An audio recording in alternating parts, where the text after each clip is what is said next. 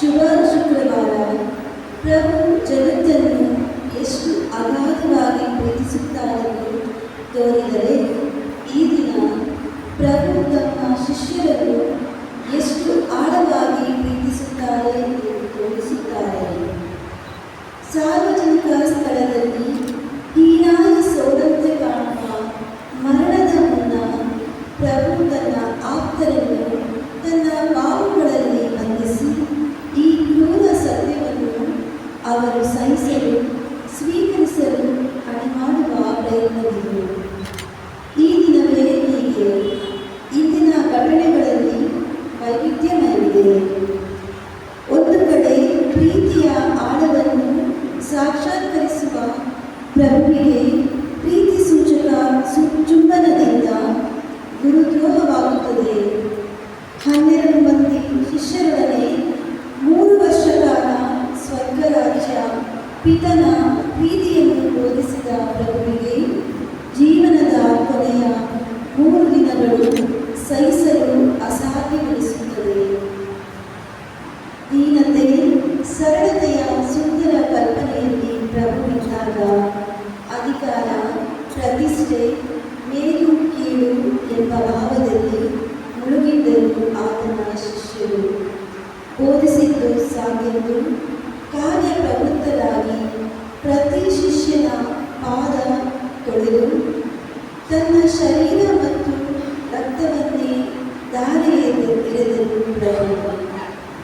ಇವೆಲ್ಲ ಬಹಿರಂಗವಾಗಿ ಶಿಷ್ಯನ ಕಣ್ಣಿಗೆ ಕಂಡ ಸ್ವಾಮಿಯ ಕ್ರಿಯೆಗಳು. ಆದರೆ ಪ್ರಭುವಿನ ಮನಸ್ಸಿನಲ್ಲಿ, ಆತನ ಶಿಷ್ಯರ ಮನಸ್ಸಿನಲ್ಲಿ ಇದ್ದದ್ದಕ್ಕಿಂತಲೂ ಆಳವಾದ ಭಾವಗಳು ಹುಟ್ಟಿದಿರಬೇಕು. ನಮ್ಮೆಲ್ಲರ ಪಾಪ ತೊಳೆಯಬಲ್ಲ ಗುರುವಿನ ಪಾದದ ಬಳಿ ಕುಳಿತು ಸಹನೆ, ಸೇವೆಯ ಪಾಠ ಕಲಿಯೋಣ. ಆತನ ಪಾದಕ್ಕೆ ಸ್ಪರ್ಶಿತಗೊಂಡ ಹೂವಿನಂತೆ ಧನ್ಯರಾಗೋಣ. ಈ ಆಚರಣೆಯನ್ನು 4 ಭಾಗಗಳಾಗಿ ವಿಂಗಡಿಸಬಹುದು. ಮೊದಲನೆಯ ಭಾಗ ಪಶ್ಚಾತ್ತಾಪ ಮತ್ತು ದೈವವಾಕ್ಯದ ವಿಧಿ. ಎರಡನೆಯ ಭಾಗ ಪಾದಸ್ನಾನದ ವಿಧಿ. ಮೂರನೆಯ ಭಾಗ ಪರಮಪ್ರಸಾದ ವಿಧಿ ಹಾಗೂ ಕೊನೆಯ ಭಾಗ ಪರಮಪ್ರಸಾದದ ಪ್ರತಿಷ್ಠಾಪನೆ ಮತ್ತು ಆರಾಧನೆ. ಈಗ ಮೊದಲನೆಯ ಭಾಗ ಪಶ್ಚಾತ್ತಾಪ ಮತ್ತು ದೈವವಾಕ್ಯದ ವಿಧಿ. ಆತ್ಮೀಯ ಸಹೋದರ ಸಹೋದರಿಯರೇ, ಇವತ್ತು ಈ ಪವಿತ್ರ ಗುರುವಾರದಂದು ನಮ್ಮ ಧರ್ಮ ಕೇಂದ್ರದಲ್ಲಿ ಸೇವೆ ಸಲ್ಲಿಸಿದ ಪ್ರತಿಯೊಂದು ಯಾಜಕರ ಅಭಿಪ್ರಾಯಗಳಿಗಾಗಿ ಹಾಗೂ ನಮ್ಮೊಂದಿಗೆ ಇವತ್ತಿರುವ ಫಾದರ್ ಪ್ರದೀಪ್, ಫಾದರ್ ಜೂಲಿಯಸ್ ಅವರ ಅಭಿಪ್ರಾಯಗಳಿಗಾಗಿಯೂ ಇವೆಲ್ಲ ಅಭಿಪ್ರಾಯಗಳನ್ನು ದೇವರು ಸ್ವೀಕರಿಸಿ ಯಾಜಕ ದೀಕ್ಷೆಯನ್ನು ಪಡೆದಿರುವ ಪ್ರತಿಯೊಂದು ಗುರುಗಳನ್ನು ಆಶೀರ್ವದಿಸಿ ಅವರು ಮುನ್ನಡೆಸಿ ಬರಲಿರುವ ದಿನಗಳಲ್ಲಿ ಇವರ ಮುಖಾಂತರ ಸ್ವರ್ಗ ಸಾಮ್ರಾಜ್ಯವನ್ನು ಸ್ಥಾಪಿಸಲು ಅವರಿಗೆ ಬೇಕಾದ ಆಧ್ಯಾತ್ಮಿಕ ಶಕ್ತಿ ದಯಪಾಲಿಸಿ ಎಂದು ಪ್ರತ್ಯೇಕವಾಗಿ ಪ್ರಾರ್ಥಿಸೋಣ. ಪಿತನ ಮತ್ತು ಸುತನ ಮತ್ತು ಪವಿತ್ರಾತ್ಮರ ನಾಮದಲ್ಲಿ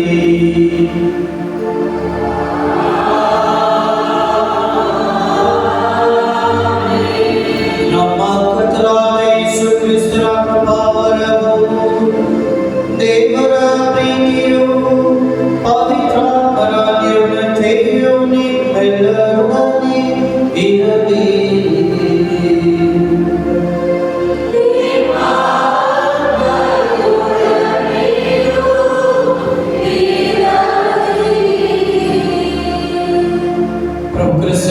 ನವಲವಿನ ಗುರುಗಳೇ ಹಾಗೂ ನನ್ನ ಸಹೋದರ ಸಹೋದರಿಯರೇ, ಈ ಪವಿತ್ರ ಗುರುವಾರದಂದು ನಮ್ಮೆಲ್ಲರಿಗೂ ಜ್ಞಾಪಕಕ್ಕೆ ಬರುವುದು ಏನೆಂದರೆ, ಯೇಸು ಸ್ವಾಮಿ ಪವಿತ್ರ ಬಲಿಪೂಜೆಯನ್ನು ಸ್ಥಾಪನೆ ಮಾಡಿದ ದಿನವಾಗಿದೆ. ಆದುದರಿಂದ ಆ ಯಾಜಕ ದೀಕ್ಷೆಯನ್ನು ಪಡೆದುಕೊಂಡು ಪ್ರತಿಯೊಂದು ಗುರುಗಳು ಆ ದಿನದಂದು ಅವರು ಬಲಿಪೂಜೆಯನ್ನು ಅರ್ಪಿಸುವಾಗ ಯೇಸು ಸ್ವಾಮಿಯಾಗಿ ಮಾರ್ಪಟ್ಟು ಆ ಯೇಸು ಸ್ವಾಮಿಯ ಹಾಗೆ ನಮ್ಮೆಲ್ಲರ ಕೋರಿಕೆಗಳಿಗಾಗಿ, ನಮ್ಮೆಲ್ಲರ ಪಾಪಗಳಿಗಾಗಿ ಬಿಡುಗಡೆ ಹೊಂದಬೇಕೆಂದು ಪ್ರತಿಯೊಂದು ಗುರುಗಳು ಈ ದಿವ್ಯ ಬಲಿಪೂಜೆಯನ್ನು ಅರ್ಪಿಸುತ್ತಾರೆ. ಹಾಗಿರುವಾಗ ಇವತ್ತು ನಾವು ಬಹಳ ಸಂತೋಷ ಪಡಬೇಕು. ಏಕೆಂದರೆ ಪವಿತ್ರ ಬಲಿಪೂಜೆ ಸ್ಥಾಪನೆ ಆಗಿರುವ ದಿನ. ಪ್ರತಿದಿನ ಬಲಿಪೂಜೆಗೆ ಬರುವವರಿಗೆ ಒಂದು ಅದರ ಅಮೃತವಾದ ಒಂದು ಅನುಭವ, ಆ ರೀತಿಯ ಒಂದು ಆಧ್ಯಾತ್ಮಿಕ ಶಕ್ತಿಯನ್ನು ಪಡೆದುಕೊಂಡು ಪ್ರತಿದಿನವನ್ನು ಮುಂದೆ ಸಾಗುತ್ತಾರೆ. ಆ ಬಲಿಪೂಜೆಯಲ್ಲಿ ಇರುವ ಮಹತ್ವ, ಆ ಬಲಿಪೂಜೆಯಲ್ಲಿರುವ ಆಧ್ಯಾತ್ಮಿಕ ಶಕ್ತಿ, ಆ ಬಲಿಪೂಜೆಯಿರುವ ನಮಗೆ ಕೊಡಲಿರುವ ಯೇಸುವಿನ ಧೈರ್ಯವನ್ನು ಪಡೆದುಕೊಂಡು ನಾವು ಮುಂದೆ ಸಾಗಬೇಕೆನ್ನುವುದು ಪ್ರತಿದಿನ ಗುರುಗಳು ಅವರು ತಮ್ಮ ಜೀವನವನ್ನು ತ್ಯಾಗ ಮಾಡಿಕೊಂಡು ನಮಗಾಗಿ ಪ್ರತಿದಿನ ಬಲಿಪೂಜೆಗಳನ್ನು ಅರ್ಪಿಸುತ್ತಾರೆ. ಇವತ್ತು ಪ್ರತ್ಯೇಕವಾಗಿ ನಾವು ಯೇಸು ಸ್ವಾಮಿಯ ಯಾತನೆಯಲ್ಲಿ ಭಾಗವಹಿಸುವಾಗ ಪ್ರತಿಯೊಂದು ಗುರುಗಳಿಗಾಗಿ ನಾವು ಪ್ರಾರ್ಥಿಸಬೇಕು. ಆ ಯೇಸು ಸ್ವಾಮಿಯ ಪ್ರತಿನಿಧಿಯಾಗಿರುವ ಗುರುಗಳು ಇವತ್ತು ನಾನಾ ರೀತಿಯಲ್ಲಿ ಬೇರೆ ಬೇರೆ ಜಾಗಗಳಲ್ಲಿ, ಎಷ್ಟೋ ಜಾಗಗಳಲ್ಲಿ ಗುರುಗಳು ಕಷ್ಟದ ಸಮಯ, ಕಠಿಣವಾದ ಸಂದರ್ಭದಲ್ಲಿ ಕೂಡ ಬಲಿಪೂಜೆಯನ್ನು ಅರ್ಪಿಸಿ ನಮ್ಮ ಪ್ರಜೆಗಳಿಗಾಗಿ ಅವರ ಸ್ವರ್ಗ ಸಾಮ್ರಾಜ್ಯ, ಅವರ ಆತ್ಮಗಳು ಸೇರಬೇಕೆಂದು ಪ್ರಾರ್ಥಿಸುತ್ತಿದ್ದಾರೆ. ಈ ಬಲಿಪೀಠದಲ್ಲಿ ಎಷ್ಟು ಗುರುಗಳು ಬಲಿಪೂಜೆಗಳು ಅರ್ಪಿಸಿರುತ್ತಾರೆ. ನಾನಾಗಲಿ, ಫಾದರ್ ಆಗಲಿ, ಫಾದರ್ಗಳು ಎಷ್ಟು ಜನ ನೋಡಿರುತ್ತಾರೆ, ಎಷ್ಟು ಜನರಿಗೆ ಬಲಿಪೂಜೆಗಳು ಅರ್ಪಿಸಿರುತ್ತಾರೆ. ಆ ಕರಗಳು ಪವಿತ್ರವಾದ ಕರಗಳು. ನಾನು ಗುರುವಾಗಬೇಕಂದ್ರೆ ನಾನು ಗುರುಗಳನ್ನು ಅಧಿಕವಾಗಿ ಪ್ರೀತಿಸಿದೆ. ಪ್ರತಿಯೊಂದು ಕಾರ್ಯಗಳನ್ನು ಅವರು ಮಾಡುವ ಕಾರ್ಯಗಳನ್ನು ಪ್ರೀತಿಸಿದೆ. ಅದೇ ಹೇಳ್ತಾರೆ, 1 ಕೋಟಿ 100 ಕೋಟಿ ಕೊಟ್ಟರು ಒಂದು ಗುರುಗಳನ್ನು ಪಡೆದುಕೊಳ್ಳಲು ಸಾಧ್ಯತೆಯೇ ಇಲ್ಲ. ಯಾವ ಜಾಗದಲ್ಲಿ ಈ ಒಂದು ನಿಯಮವಿದೆ? 1 ಕೋಟಿಯನ್ನು 100 ಕೋಟಿ ಕೊಟ್ಟು ಒಂದು ಗುರುಗಳನ್ನು ಪಡೆದುಕೊಳ್ಳಲು ಸಾಧ್ಯ ಆಗುವುದೇ ಇಲ್ಲ. ಗುರುಗಳನ್ನು, ಆ ಯಾಜಕ ದೀಕ್ಷೆಯನ್ನು ಪಡೆದುಕೊಳ್ಳುವುದು, ಅದನ್ನು ನೀಡುವುದು, ಅವರನ್ನು ಅಭಿಷೇಕ ಪಡುವುದು ಎಲ್ಲವೂ ದೇವರು ಆಯ್ಕೆ ಮಾಡಿ ಇವರು ನನ್ನ ಗುರುವಾಗಿ, ನನ್ನ ಸೇವಕನಾಗಿ ಅವರು ಸೇವೆ ಸಲ್ಲಿಸಬೇಕೆಂದು ಆಯ್ಕೆ ಮಾಡಿದ್ದಾರೆ. ಆದುದರಿಂದ ಈ ಧರ್ಮ ಕೇಂದ್ರದಲ್ಲಿ ಸೇವೆ ಸಲ್ಲಿಸಿದ ಪ್ರತಿಯೊಂದು ಗುರುಗಳಿಗಾಗಿಯೂ, ಹಾಗೂ ನಿಮ್ಮ ಕುಟುಂಬದಲ್ಲಿ ಇರುವ ಗುರುಗಳಿಗಾಗಿಯೂ, ನಿಮಗೆ ಗೊತ್ತಿರುವ ಗುರುಗಳಿಗಾಗಿಯೂ ಅವರಿಗಾಗಿ ನಾವು ಪ್ರಾರ್ಥಿಸೋಣ. ಪ್ರತ್ಯೇಕವಾಗಿ ಒಳ್ಳೆಯ ಆರೋಗ್ಯ ದೇವರು ಅವರಿಗೆ ಕೊಡಬೇಕು. ಅವರ ಮುಖಾಂತರ ಸ್ವರ್ಗ ಸಾಮ್ರಾಜ್ಯ ಸ್ಥಾಪನೆ ಮಾಡುವ ಅವರಿಗೆ ಅದೇ ಶಕ್ತಿ ಕೊಡಬೇಕೆಂದು ಪ್ರಾರ್ಥಿಸೋಣ. ಆದಷ್ಟು ನಿಮಗೆ ಗೊತ್ತಿರುವ ಗುರುಗಳಿಗೆ ಇವತ್ತು ನೀವು ಮೆಸೇಜ್ ಮಾಡಿರ್ತೀರಾ. ಯಾವ ಗುರುಗಳ ಹತ್ರ ನೀವು ಜಗಳಾಡಿದ್ದೀರೋ, ಯಾವ ಗುರುಗಳ ಬಗ್ಗೆ ನೀವು ತಪ್ಪಾಗಿ ಮಾತಾಡಿದ್ದೀರೋ, ಯಾವ ಗುರುಗಳ ಮನಸ್ಸನ್ನು ನೋಯಿಸಿದ್ದೀರೋ, ಯಾವ ಗುರುಗಳ ಕಣ್ಣೀರಿಗೆ ನೀವು ಕಾರಣವಾಗಿದ್ದೀರೋ ಅಂಥವರಿಗೆ ಮೆಸೇಜ್ ಮಾಡಬೇಕು. ಅಂಥವರಿಗೆ ನೀವು ಶುಭಾಶಯಗಳನ್ನು ಸಲ್ಲಿಸಬೇಕು. ಗೊತ್ತಿರೋರು ಗುರು ಹತ್ರ ನೀವು ಮಾತಾಡ್ತೀರಾ ನಂಬ್ಕೊಂಡು ವಿಶ್ ಮಾಡಿದ್ರೆ ಸಾಕಾಗ. ಈ ದಿನದಂದು ಇಂಥ ಗುರುಗಳಿಗಾಗಿ ಪ್ರಾರ್ಥಿಸಬೇಕು. ಮುಂದೆ I like you father, you are my best father, ಇದಕ್ಕೆ ಹೋಗಿ ಫಾದರ್ ನಮಗೆ ಬೇಡ ಅಂತ ಹೇಳೋದು ನಾವು ಇದ್ದೀವಿ ಅಲ್ವಾ? ಅವತ್ತು ಅವಸಾನ ಇವ್ರಿಗೆ ಶಿಲುಬೆಗೆ ಹಾಕಿರಿ ಅಂತ ಹೇಳುವ ಸಂದರ್ಭ ಬರ್ತದೆ. ಅದನ್ನು ಅನುಭವಿಸಿದ ಗುರುಗಳಿದ್ದಾರೆ. ಆದರೆ ಅವರು ಮನಸ್ಸು ನೋಯಿಸಿದ ಹಾಗೆ ನಾವು ಅವರಿಗಾಗಿ ಪ್ರಾರ್ಥಿಸಬೇಕು. ಅವರಿಗೆ ನೀವು ವಿಶ್ ಮಾಡಿ, ಫೋನ್ ಮಾಡಿ ಅವರಿಗೆ ವಿಶ್ ಮಾಡಿ ಅವರಿಗಾಗಿ ಪ್ರಾರ್ಥಿಸಿರಿ. ಆದುದರಿಂದ ಆತ್ಮೀಯ ಸಹೋದರ ಸಹೋದರಿಯರೇ, ಈ ದಿನದಂದು ಯೇಸು ಸ್ವಾಮಿ ಹೇಳಿದಾಗ ಪರರಿಗೆ ನಾವು ಪ್ರೀತಿಯನ್ನು ಕೊಡಬೇಕು. ಒಬ್ಬರನ್ನೊಬ್ಬರು ಅರ್ಥ ಮಾಡಿಕೊಂಡು ಈ 3 ದಿನಗಳಲ್ಲಿ, ಮುಖ್ಯವಾದ ದಿನಗಳಲ್ಲಿ ಯೇಸು ಸ್ವಾಮಿಯೊಂದಿಗೆ ಇದ್ದು ಅವರ ಪ್ರೀತಿಯನ್ನು ಪಡೆದುಕೊಂಡು ಪರರಿಗೆ ಕೊಡಲು ನಮ್ಮನ್ನೇ ನಾವು ತಯಾರಿಸಿಕೊಂಡು ಈ ಬಲಿಪೂಜೆಯಲ್ಲಿ ಭಾಗವಹಿಸೋಣ. ಸರ್ವಶಕ್ತ ದೇವರಿಗೂ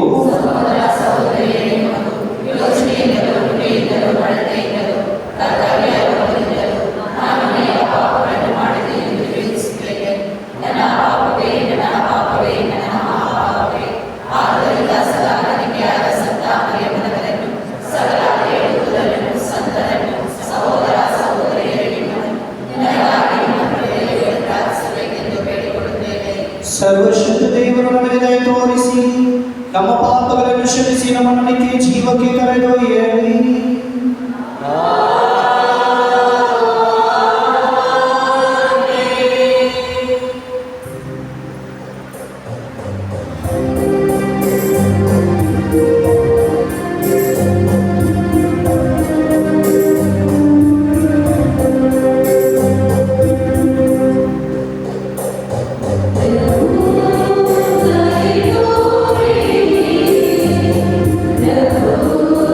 Thank you.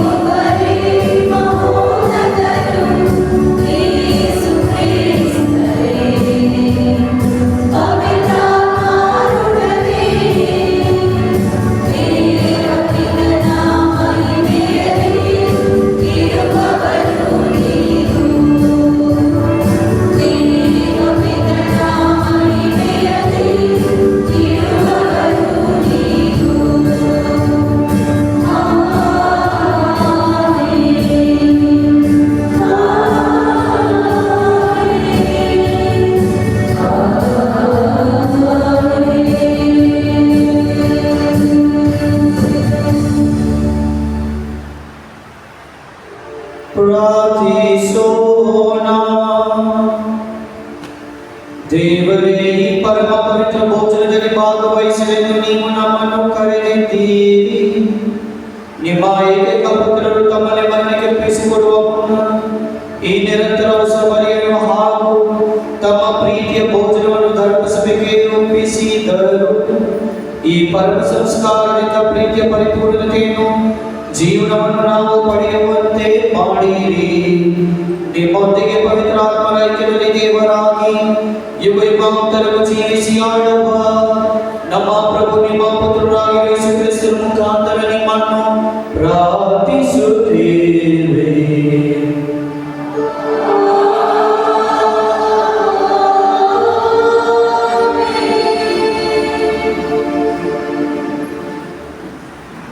ಈಜಿಪ್ಟಿನ ಗುಲಾಮಗಿರಿಯಲ್ಲಿ ಘಟಿಸಿದ ಪ್ರಥಮ ಪಾಸ್ಕ ಇಸ್ರಾಯೇಲರಿಗೆ ವಿಮುಕ್ತಿ ನೀಡಿದ ಹಬ್ಬ. ಪ್ರಥಮ ಪಾಸ್ಕ ಹಬ್ಬ ಇಸ್ರಾಯೇಲರ ಇತಿಹಾಸದಲ್ಲಿ ಹೊಸ ಅಧ್ಯಾಯವನ್ನು ಸೃಷ್ಟಿಸಿತು. ಬಲಿತಗೊಂಡ ಕುರಿಯ ರಕ್ತದಿಂದ ಆ ಕ್ಷಣದ ಮೃತ್ಯುಪಾಶದಿಂದ ತಪ್ಪಿಸಿಕೊಂಡ ಇವರಿಗೆ ಮುಂದೊಮ್ಮೆ ಸರ್ವಶಕ್ತ ದೇವರು ತಮ್ಮ ಸ್ವಂತ ಮಗನ ರಕ್ತದಿಂದ ಅನಂತ ಜೀವನ ನೀಡುವುದರೆಂಬ ಮುನ್ಸೂಚನೆಯಾಗಿದೆ. ಮುಗ್ಧ ಕುರಿಮರಿಯ ಮಾಂಸ ಮುಕ್ತ ಬದುಕಿನ ಹಾದಿಗೆ ಶಕ್ತಿಯಾದಂತೆ ನಿಷ್ಕಳಂಕ ಪ್ರಭು ಯೇಸುವಿನ ಶರೀರದಿಂದ ಸ್ವರ್ಗೀಯ ಮಾರ್ಗಕ್ಕೆ ಶಕ್ತಿ ಪಡೆಯುತ್ತಾರೆ.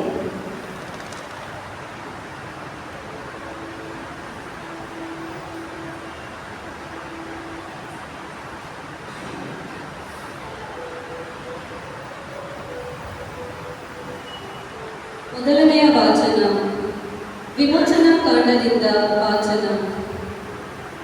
ಸರ್ವೇಶ್ವರ ಸ್ವಾಮಿ ಮೋಶೆ ಮತ್ತು ಆರೋನನ ಸಂಗಡ ಮಾತನಾಡಿ ಹೀಗೆಂದರು: ಎಲ್ಲ ಮಾಸಗಳಲ್ಲಿ ಇದೇ ನಿಮಗೆ ಆದಿಮಾಸವಾಗಿರಬೇಕು. ಇದೇ ನಿಮಗೆ ಪ್ರತಿ ವರ್ಷದ ಮೊದಲನೆಯ ತಿಂಗಳಾಗಿರಬೇಕು. ಈ ವಿಷಯದಲ್ಲಿ ನೀವು ಇಸ್ರಾಯೇಲರ ಸಮಾಜಕ್ಕೆಲ್ಲ ಈ ರೀತಿ ಕಟ್ಟಳೆ ಇಡಬೇಕು. ಈ ತಿಂಗಳ 10ನೆಯ ದಿನದಲ್ಲಿ ನಿಮ್ಮ ನಿಮ್ಮ ಗೋತ್ರಗಳ ಪ್ರತಿಯೊಂದು ಮನೆಯವರು ಒಂದೊಂದು ಕುರಿಮರಿಯನ್ನಾಗಲಿ ಆಡುಮರಿಯನ್ನಾಗಲಿ ಆರಿಸಿಕೊಳ್ಳಬೇಕು.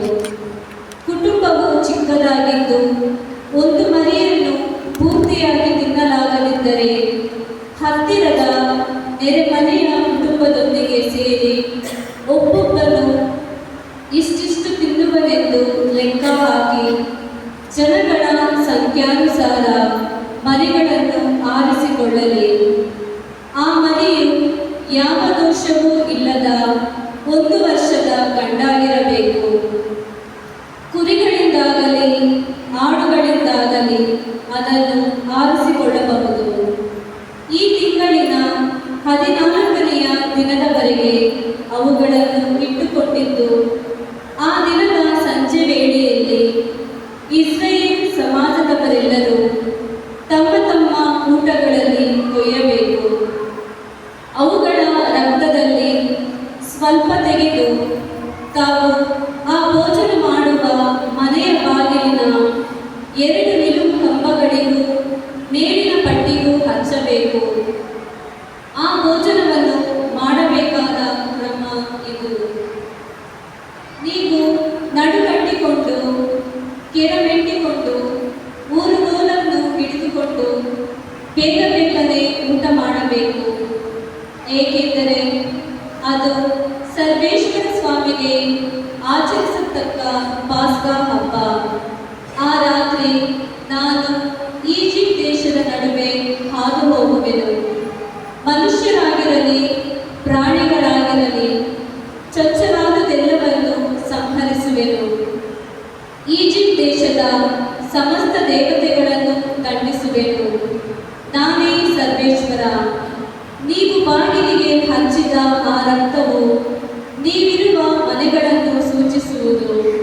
ಅದನ್ನು ಕಂಡು ನಿಮಗೆ ಯಾವ ಹಾನಿಯನ್ನು ಮಾಡದೆ ಮುಂದಕ್ಕೆ ದಾಟಿ ಹೋಗುವೆನು. ನಾನು ಈ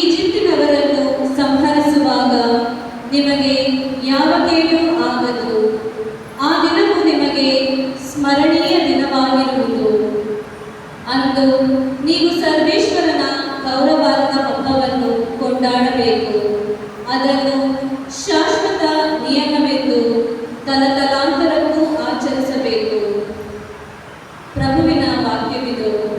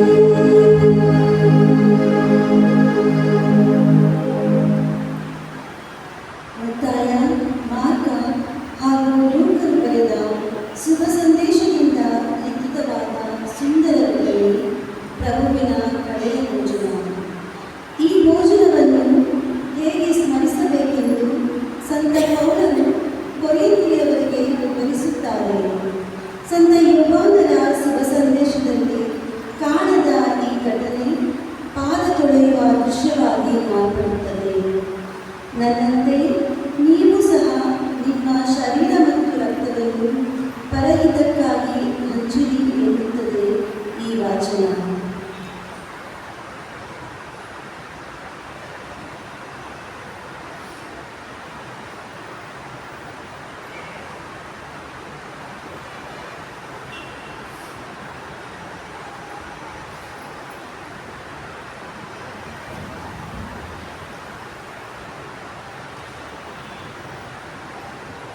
ಇಂದಿನ ಎರಡನೆಯ ವಾಚನದಲ್ಲಿ ಸಂತ ಪೌಲರು ಪ್ರಭುವಿನ ಪವಿತ್ರ ಭೋಜನದ ಮೂಲ ಮತ್ತು ಉದ್ದೇಶವನ್ನು ಗುರುತಿಸುತ್ತಾರೆ. ಪ್ರಭುವಿನ ಪವಿತ್ರ ಭೋಜನದ ಆಚರಣೆಯು ಕಥೋಲಿಕ ಧರ್ಮಸಭೆಯ ಒಂದು ಮುರಿಯಲಾಗದ ಸಂಪ್ರದಾಯವಾಗಿದೆ. ಈ ಆಚರಣೆಯ ಉದ್ದೇಶವೇನೆಂದರೆ ಪ್ರಭುವಿನ ಸಾವು ಮತ್ತು ಅವರ ಬರುವಿಕೆಯನ್ನು ಮತ್ತೆ ಘೋಷಿಸುವುದು.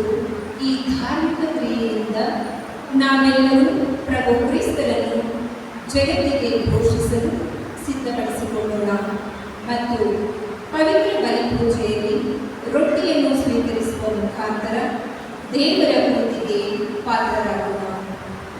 ಸಂತ ಪೌಲರು ಕೊರಿಂಥೀಯರಿಗೆ ಬರೆದ ಮೊದಲನೆಯ ಪತ್ರದಿಂದ ಈ ದಿನದ ಎರಡನೆಯ ವಾಚನ.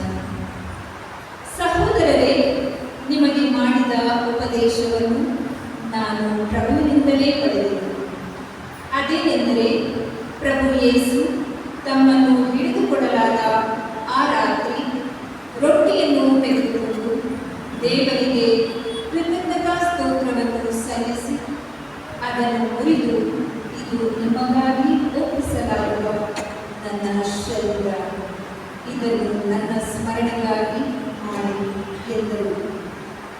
ಅಂತೆಯೇ ಭೋಜನದ ಕೊನೆಯಲ್ಲಿ ಪಾನಪಾತ್ರೆಯನ್ನು ತೆಗೆದುಕೊಂಡು, ಈ ಪಾತ್ರೆ ನನ್ನ ರಕ್ತದಿಂದ ಮುದ್ರಿತವಾದ ಹೊಸ ಒಡಂಬಡಿಕೆ, ಇದನ್ನು ನೀವು ಪಾನ ಮಾಡುವುದರಿಂದ ನನ್ನ ಸ್ಮರಣೆಗಾಗಿ ಮಾಡಿರಿ ಎಂದರು. ಎಂದೇ ನೀವು ಈ ರೊಟ್ಟಿಯನ್ನು ಭುಜಿಸಿ ಈ ಪಾತ್ರೆಯಿಂದ ಪಾನ ಮಾಡುವಾಗಲೆಲ್ಲ ಪ್ರಭು ಬರುವ ತನಕ ಅವರ ಮರಣವನ್ನು ಸಾರುತ್ತೀರಿ. ಪ್ರಭುವಿನ ವಾಕ್ಯವು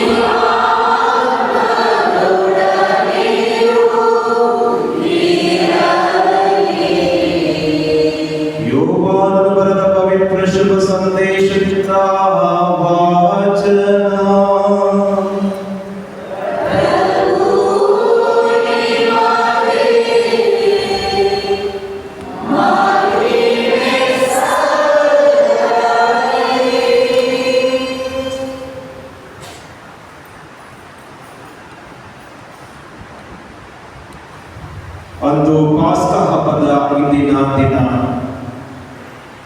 ನಾವು ಈ ಲೋಕವನ್ನು ಬಿಟ್ಟು ಪಿತನ ಬಳಿಗೆ ಹೋಗಬೇಕಾದ ಗಳಿಗೆ ಬಂದಿರುವುದೆಂದು ಯೇಸುವಿಗೆ ತಿಳಿದಿತ್ತು. ಈ ಲೋಕದಲ್ಲಿದ್ದ ತಮ್ಮವರನ್ನು ಯಾವಾಗಲೂ ಪ್ರೀತಿಸುತ್ತಿದ್ದ ಅವರು ಆ ಪ್ರೀತಿಯ ಪರಮಾವಧಿಯನ್ನು ಈಗ ತೋರಿಸಲಿದ್ದರು. ಯೇಸುವನ್ನು ಗುರುದ್ರೋಹದಿಂದ ಹಿಡಿದುಕೊಳ್ಳಬೇಕೆಂಬ ಆಲೋಚನೆಯನ್ನು ಸೈತಾನನು ಸೀಮೋನನ ಮಗ ಇಸ್ಕಾರಿಯೋತನ ಯುಗದಲ್ಲಿ ಈಗಾಗಲೇ ಹುಟ್ಟಿಸಿದನು. ಊಟಕ್ಕೆ ಎಲ್ಲರೂ ಕುಳಿತರು. ಪಿತನು ಎಲ್ಲವನ್ನು ತಮ್ಮ ಕೈಗೆ ಒಪ್ಪಿಸಿರುವುದು ತಾವು ದೇವರ ಬಳಿಯಿಂದ ಬಂದಿದ್ದು ಈಗ ದೇವರ ಬಳಿಗೆ ಬರುತ್ತಿದ್ದೇನೆಂದು ಯೇಸುವಿಗೆ ತಿಳಿದಿತ್ತು. ಅವರು ಊಟದಿಂದ ಎದ್ದು ತಮ್ಮ ಮೇಲೊದಿಕೆಯನ್ನು ತೆಗೆದಿಟ್ಟರು, ಅಂಗವಸ್ತ್ರವನ್ನು ಸೊಂಟಕ್ಕೆ ಕಟ್ಟಿಕೊಂಡರು. ಅನಂತರ ಒಂದು ಬೋಗುಣಿಗೆ ನೀರು ಸುರಿದುಕೊಂಡು ತಮ್ಮ ಶಿಷ್ಯರ ಕಾಲುಗಳನ್ನು ತೊಳೆಯುತ್ತಾ ತಾವು ಕಟ್ಟಿಕೊಂಡಿದ್ದ ಅಂಗವಸ್ತ್ರದಿಂದ ಒರೆಸತೊಡಗಿದರು. ಹೀಗೆ ಅವರು ಸೀಮೋನ ಪೇತ್ರನ ಹತ್ತಿರಕ್ಕೆ ಬಂದಾಗ ಆತ, ಪ್ರಭು, ನೀವು ನನ್ನ ಕಾಲುಗಳನ್ನು ತೊಳೆಯುವುದೇ ಎಂದನು. ಯೇಸು, ನಾನು ಮಾಡುತ್ತಿರುವುದು ನಿನಗೆ ಈಗ ಅರ್ಥವಾಗದು, ಮುಂದೆ ಅರ್ಥವಾಗುತ್ತದೆ ಎಂದು ಉತ್ತರವಿತ್ತರು. ನೀವು ನನ್ನ ಕಾಲುಗಳನ್ನು ತೊಳೆಯುವುದು ಎಂದಿಗೂ ಕೂಡದು ಎಂದು ಪೇತ್ರನು ಪ್ರತಿಭಟಿಸಿದನು. ಅದಕ್ಕೆ ಯೇಸು, ನಾನು ತೊಳೆಯದಿದ್ದರೆ ನಿನಗೆ ನನ್ನಲ್ಲಿ ಪಾಲು ಇಲ್ಲ ಎಂದು ನುಡಿದರು. ಆಗ ಪೇತ್ರನು, ಹಾಗಾದರೆ ಪ್ರಭು, ನನ್ನ ಕಾಲುಗಳನ್ನು ಮಾತ್ರವಲ್ಲ, ನನ್ನ ಕೈಗಳನ್ನು ತಲೆಯನ್ನು ತೊಳೆಯಿರಿ ಎಂದನು. ಯೇಸು, ಸ್ನಾನ ಮಾಡಿಕೊಂಡವನು ಕಾಲುಗಳನ್ನು ತೊಳೆದುಕೊಂಡರೆ ಸಾಕು, ಅವನ ಮೈಯೆಲ್ಲ ಶುದ್ಧವಾಗಿರುತ್ತದೆ. ನೀವು ಕೂಡ ಶುದ್ಧರಾಗಿದ್ದೀರಿ, ಆದರೆ ನಿಮ್ಮಲ್ಲಿ ಎಲ್ಲರೂ ಶುದ್ಧರಲ್ಲ ಎಂದು ಹೇಳಿದರು.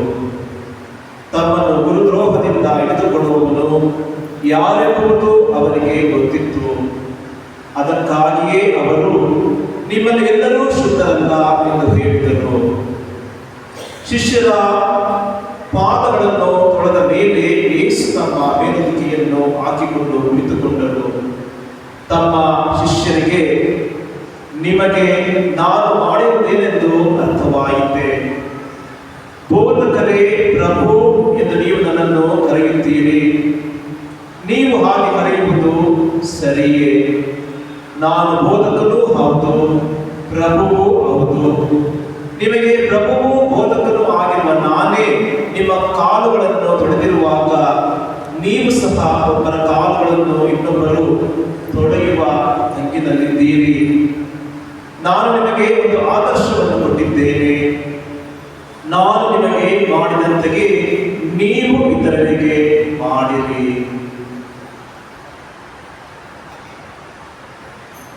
ಪ್ರಭುವಿನ ಶುಭ ಸಂದೇಶ.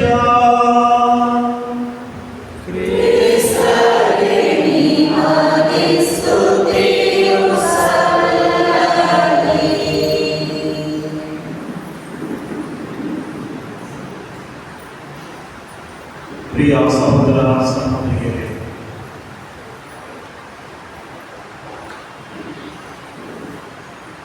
ಮೊಟ್ಟ ಮೊದಲನೇದಾಗಿ ಇಲ್ಲಿ ಇರುವ ಧರ್ಮ ಕೇಂದ್ರದ ಗುರುಗಳಿಗೆ ನನ್ನ ಶುಭಾಶಯವನ್ನು ತಿಳಿಸುತ್ತೇನೆ. ಇಂದು ಯಾಜಕರ ಹಬ್ಬ, ಮುಖ್ಯವಾಗಿ ಧರ್ಮ ಕೇಂದ್ರದ ಗುರುಗಳ ಹಬ್ಬ. ಹಾಗೂ ಧರ್ಮಕೇಂದ್ರದ ಗುರುಗಳ ಹಬ್ಬ ಮಾತ್ರವಲ್ಲ, ಪ್ರತಿಯೊಂದು ಯಾಜಕರ ಹಬ್ಬ ಉಂಟಾಗಿದೆ. ಇಂದು ನಮ್ಮ ಧರ್ಮಕೇಂದ್ರದ ಗುರುಗಳಿಗಾಗಿ ನಾವು ಮುಖ್ಯವಾಗಿ ಪ್ರಾರ್ಥಿಸುತ್ತೇವೆ. ಕಾರಣ, ಅವರು ಈ ಧರ್ಮ ಕೇಂದ್ರಕ್ಕೆ ತಂದೆ ಅವರಾಗಿರುತ್ತಾರೆ. ಅವೇನಂತ ಕರೀತಾರೆ ನೀವು? ಫಾದರ್. ಫಾದರ್ ತಂದೆ ಅಲ್ವಾ? ಈ ಎಷ್ಟು ಕುಟುಂಬ ಇದೆ ಇಲ್ಲಿ? ಎಷ್ಟಿದೆ? ಈ ಎಲ್ಲಾ ಕುಟುಂಬಗಳಿಗೆ ತಂದೆ ಅವರಾಗಿರ್ತಾರೆ ಅಲ್ವಾ? ಒಬ್ಬ ತಂದೆ ಒಂದು ಕುಟುಂಬದಲ್ಲಿ 5-6 ಜನ ಇರ್ಬೋದು, ನಿಭಾಯಿಸಲಿಕ್ಕೆ ಎಷ್ಟು ಕಷ್ಟ. ಆದರೆ ದಂಪತಿಗಳ ಗುರುಗಳಾದ ತಂದೆ ಈ ಇಷ್ಟು ಕುಟುಂಬಗಳನ್ನು ನಾವು ಪರಿಪಾಲಿಸಬೇಕಂದ್ರೆ ನಿಭಾಯಿಸಬೇಕಂದ್ರೆ ಅವಳು ನೋಡ್ಕೊಡ್ಬೇಕಂದ್ರೆ ತುಂಬಾ ಕಷ್ಟ. ಆದ್ರಿಂದ ಇವೆಲ್ಲರೂ ಧರ್ಮಗಿಂತ ಗುರುಗಳಿಗಾಗಿ ಪ್ರಾರ್ಥಿಸಬೇಕು. ದೇವರನ್ನು ಬಲಪಡಿಸಲಿ. ಯಥೇಚ್ಛವಾದ ಜ್ಞಾನವನ್ನು, ಶಕ್ತಿಯನ್ನು, ವೇಗವನ್ನು, ವಿಶ್ವಾಸವನ್ನು, ಶೋಧನೆಗಳಲ್ಲಿ ಶಕ್ತಿಯನ್ನು ನೀಡಲಿ ಎಂದು ಅವರಿಗಾಗಿ ಪ್ರಾರ್ಥಿಸಬೇಕು. ಮತ್ತು ಪ್ರತಿಯೊಬ್ಬರು ಅವರಿಗೆ ಉತ್ತೇಜನ, ಬೆಂಬಲವನ್ನು ಕೊಡುವಾಗ ಈ ಒಂದು ಎಲ್ಲಾ ಕುಟುಂಬಗಳು ಸೇರಿ ಧರ್ಮ ಕೇಂದ್ರದ ಒಂದು ಕುಟುಂಬ ಒಳ್ಳೆಯ ರೀತಿಯಲ್ಲಿ ನಡೆಯಲು ಹಾಗೂ ನಡೆಸಲು ಅವರಿಗೆ ಸಾಧ್ಯವಾಗುತ್ತದೆ. ಅಂತೆಯೇ ನಿಮ್ಮ ಕುಟುಂಬಗಳಲ್ಲಿ ಇರುವ ಯಾಜಕರಿಗಾಗಿ ಪ್ರಾರ್ಥಿಸಬೇಕು. ಎಲ್ಲರೂ ಪ್ರಿಯ ಸಹೋದರ ಸಹೋದರಿ, ಇಂದಿನ ವಿಶೇಷತೆ 3 ವಿಶೇಷತೆ ಇದೆ. ಒಂದು, ಪರಮ ಪ್ರಸಾದ ಸಂಸ್ಥಾನದ ಸ್ಥಾಪನೆ. ಎರಡನೇದು, ಯಾಜಕ ದೀಕ್ಷೆ, ಯಾಜಕತ್ವದ ಒಂದು ಸ್ಥಾಪನೆ. ಮತ್ತು ಮೂರನೇದು, ಪ್ರಭು ಯೇಸು ಕ್ರಿಸ್ತನು ಒಬ್ಬ ಸೇವಕನಾಗಿ, ದೀನ ಸೇವಕನಾಗಿ ಅವರು ಪ್ರಭುವು ಗುರುವು ಆಗಿದ್ದರೂ ಸಹ ತನ್ನ ಶಿಷ್ಯನ ಕಾಲುಗಳನ್ನು ಅವರು ತೊಳೆದು ಒಂದು ಆದರ್ಶವನ್ನು ನಮಗೆ ಬಿಟ್ಟು ಹೋದಂತಹ ಒಂದು ದಿನ ಇದಾಗಿದೆ. ಪ್ರಿಯರೇ, ಪ್ರಿಯ ಸಹೋದರ ಸಹೋದರಿಯರೇ, ಪ್ರಭು ಯೇಸುವಿಗೆ ಚೆನ್ನಾಗಿ ತಿಳಿದಿತ್ತು ಈ ಪ್ರಪಂಚದಲ್ಲಿ ಅವರ ಮನೆಗಳಿಗೆ ಹತ್ತಿರ ಬರ್ತಾ ಇವೆ. ಇನ್ನು ಅವರ ಶಿಷ್ಯರ ಜೊತೆಗೆ ಅವರು ಪ್ರತಿದಿನ ಇನ್ನಂತೆ ಇರಲು ಸಾಧ್ಯವಿಲ್ಲ. ಅವರ ಬಿಟ್ಟು ಹೋಗಬೇಕು, ಎಲ್ಲಾ ಜನ ಬಿಟ್ಟು ಹೋಗಬೇಕು ಎಂಬುದು ಅವರು ಚೆನ್ನಾಗಿ ಅರಿತು. ಅದಕ್ಕಾಗಿಯೇ ಆ ಒಂದು ಗಳಿಗೆ ಬಂದಾಗ ಪ್ರಭು ಯೇಸು ಕ್ರಿಸ್ತರು ಆ 12 ಶಿಷ್ಯರನ್ನು ಒಂದು ಕೋಣೆಗೆ ಅವರು ಕರೆದುಕೊಂಡು ಹೋಗುತ್ತಾರೆ. ಆಗ ಅವರ ಒಂದು ಪ್ರೀತಿಯನ್ನು ನಾವು ಹೇಗೆ ಎಷ್ಟಾಗಿ ತಿಳಿಸುತ್ತಾರೆ ಎಂಬುದನ್ನು ಅಲ್ಲಿ ತೋರಿಸಿಕೊಡುತ್ತಾರೆ. ಪ್ರಿಯ ಸಹೋದರ ಸಹೋದರಿಯರೇ, ಆಗ ಆ ಒಂದು 12 ಶಿಷ್ಯರ ಜೊತೆಗೆ ಕುಳಿತು ಊಟವನ್ನು ಅವರು ಮಾಡುತ್ತಾರೆ. ಈ ಒಂದು ಊಟ ಮಾಡುವ ಒಂದು ವಿಷಯವನ್ನು ಒಂದು ಆಚರಣೆಯಾಗಿ ಅವರು ಮಾಡುತ್ತಾರೆ. ಈ ಒಂದು ಊಟವನ್ನು ಔತಣವಾಗಿ, ಮಹಾ ಔತಣವಾಗಿ ಅವರು ನಮಗೆ ಬಿಟ್ಟು ಹೋಗುತ್ತಾರೆ.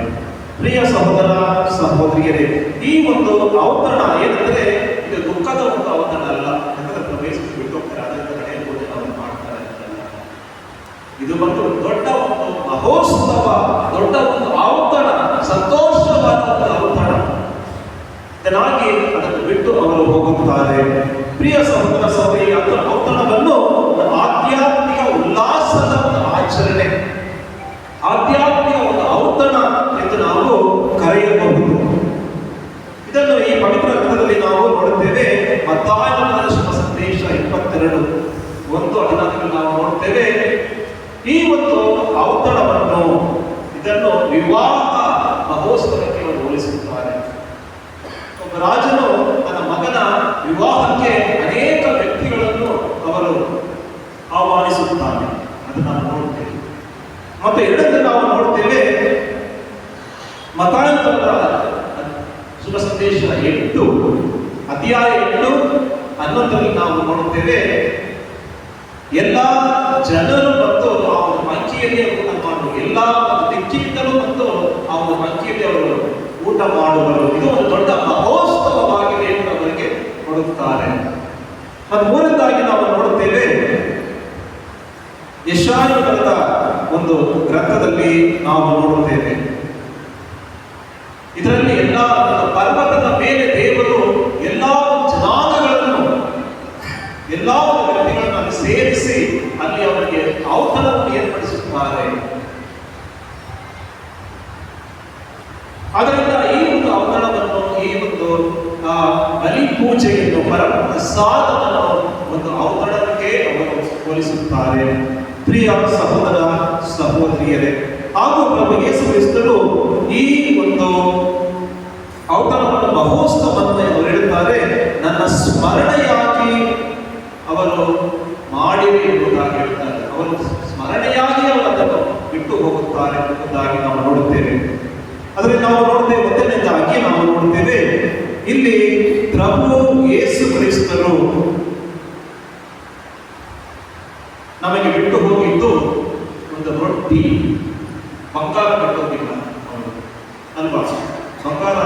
ನಾನು ಇದ್ದೀನಿ ಅಂತ ನಮ್ಮ ಯೇಸು ಕ್ರಿಸ್ತರು ಹೇಳಿಲ್ಲ. ಹಣದಲ್ಲಿ ನಾನು ಇದ್ದೀನಿ ಅಂತ ಇನ್ನು ಹೇಳಿಲ್ಲ. ಆದರೆ ಈ ರೊಟ್ಟಿಯ ರೂಪದಲ್ಲಿ ನಮಗೆ ಪ್ರಭು ಯೇಸು ಕ್ರಿಸ್ತರು ನಮ್ಮಲ್ಲಿ ಇದ್ದಾರೆ. ಬಂಗಾರ ಎಲ್ಲರಿಗೂ ಸಿಗದೇ ಇರಬಹುದು, ಎಲ್ಲರಿಗೆ ಯಥೇಚ್ಛವಾಗಿ ಇದ್ದೇ ಇರಬಹುದು. ಆದರೆ ಅಮೃತ ಆಹಾರ ಒಂದು ಊಟ ನಮಗೆ ಎಲ್ಲರಲ್ಲೂ ಸರ್ವಸಮಾನವಾಗಿ ನಮಗಿರುತ್ತೆ.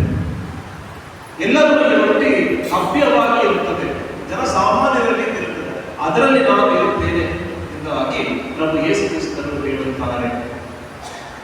ಹಾಗೂ ಪ್ರಭು ಯೇಸು ಕ್ರಿಸ್ತರು ಅದೆಷ್ಟು ಬಾರಿ ನನ್ನ ಶಿಷ್ಯರ ಜೊತೆಗೆ ಅವರು ಊಟ ಮಾಡಿದ್ರು.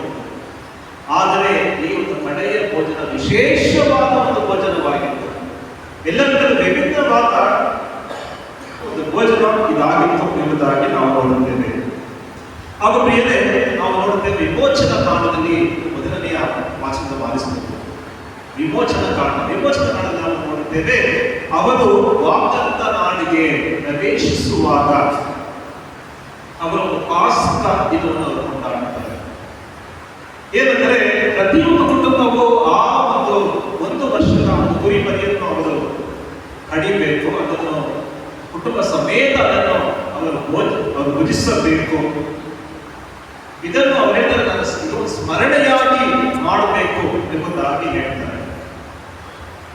ಅದು ಅವರು ಆ ಈಜಿಪ್ಟ್ ದೇಶವನ್ನು ಬಿಟ್ಟು ಹೋಗುವ ಮುಂದಿನ ದಿನದಲ್ಲಿ ಈ ಒಂದು ಆಚರಣೆಯನ್ನು ಮಾಡುತ್ತಾರೆ. ಈ ಭೋಜನವನ್ನು ಅವರು ಭುಜಿಸುತ್ತಾರೆ. ಹಾಗೂ ನಾವು ನೋಡ್ತೇವೆ ಪ್ರಭು ಯೇಸು ಕ್ರಿಸ್ತರು ಅವರು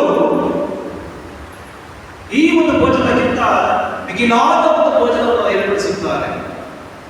ಅದೇನೆಂದರೆ ಪ್ರಭು ಯೇಸು ಕ್ರಿಸ್ತರ ತನ್ನನ್ನೇ ಅವರು ಸಮರ್ಪಿಸುತ್ತಾರೆ. ತನ್ನ ದೇಹವನ್ನು ಭುಜಿಸಿರಿ, ತನ್ನ ರಕ್ತವನ್ನು ನೀವು ಕುಡಿಯಿರಿ.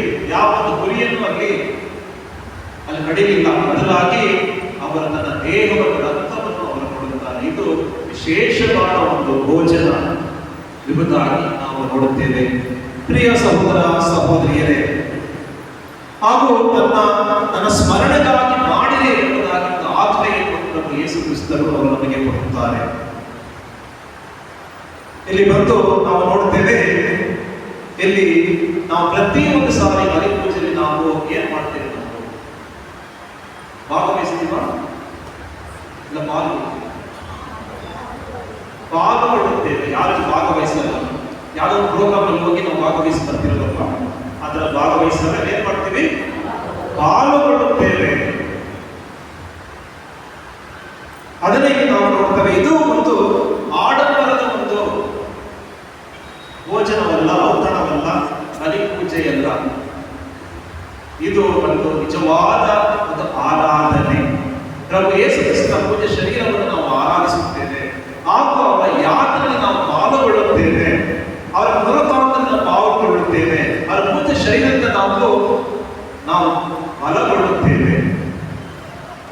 ಹಾಗೆ ನಾವು ಈ ಬಲಿ ಪೂಜೆ ಮುಗಿದಾಗ ಏನ್ ಮಾಡ್ತೀವಿ? ನಾವು ಬಲಿ ಪೂಜೆ ಮುಗಿತು ಹೋಗಿ ಬನ್ನಿ ಅಂತ ಗುರುಗಳು ಹೇಳ್ತಾರಲ್ವಾ, ಯಾಕೆ ಹೋಗಿ ಬರ್ಬೇಕು ಅಂತ ಹೇಳ್ತಾರೆ ಅಲ್ವಾ?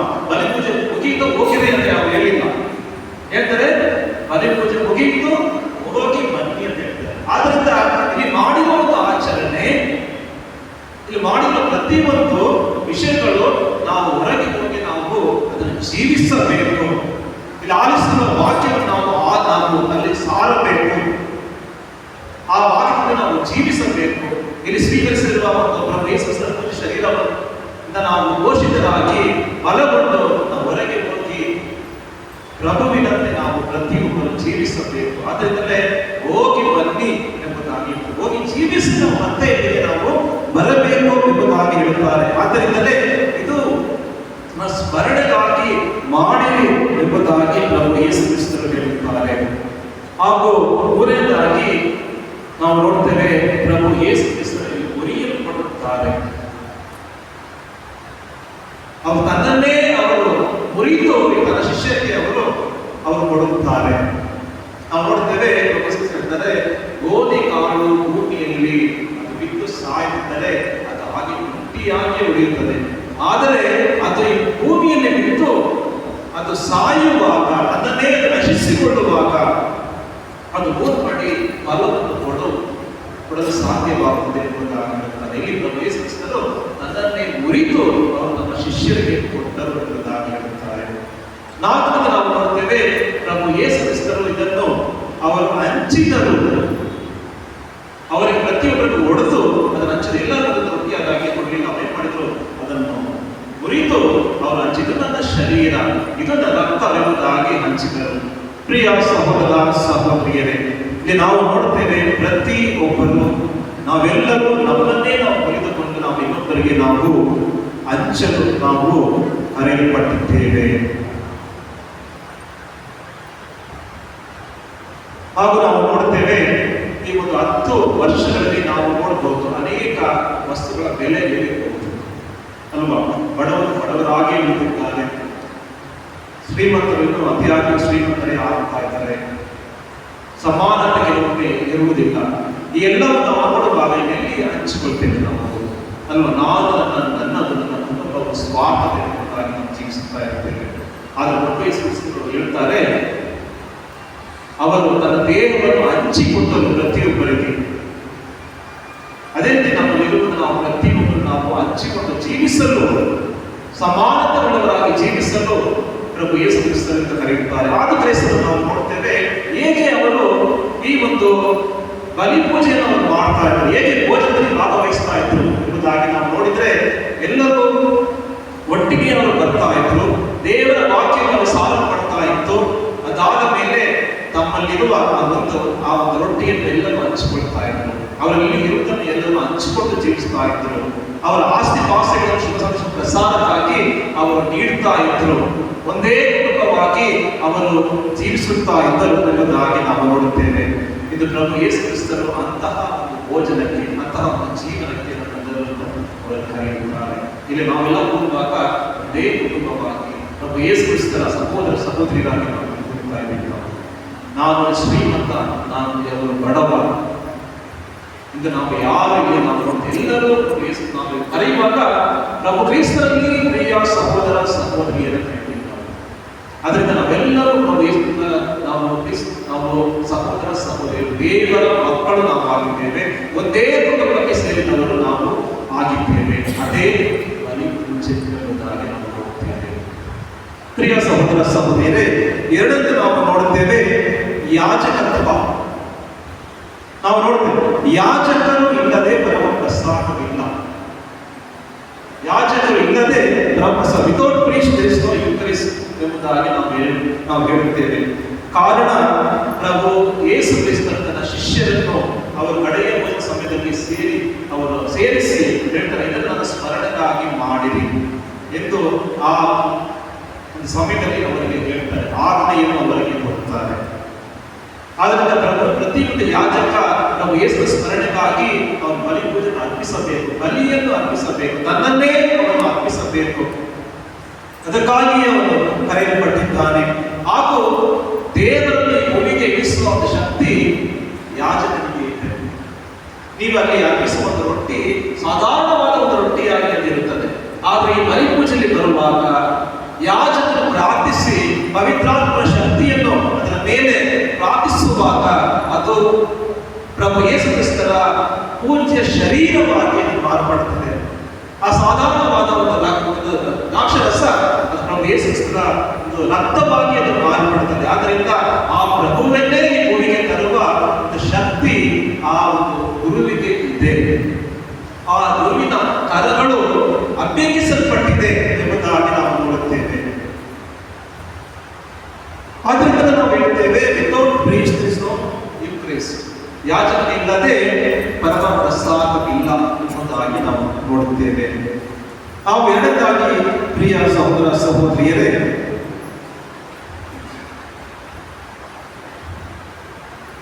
ಪ್ರಭು ಯೇಸು ಕ್ರಿಸ್ತರು ತನ್ನ ಶಿಷ್ಯರಿಗೆ ಅವರು ಶಕ್ತಿಯನ್ನು ಕೊಟ್ಟರು ಎಂಬುದಾಗಿ ನಾವು ನೋಡುತ್ತೇವೆ.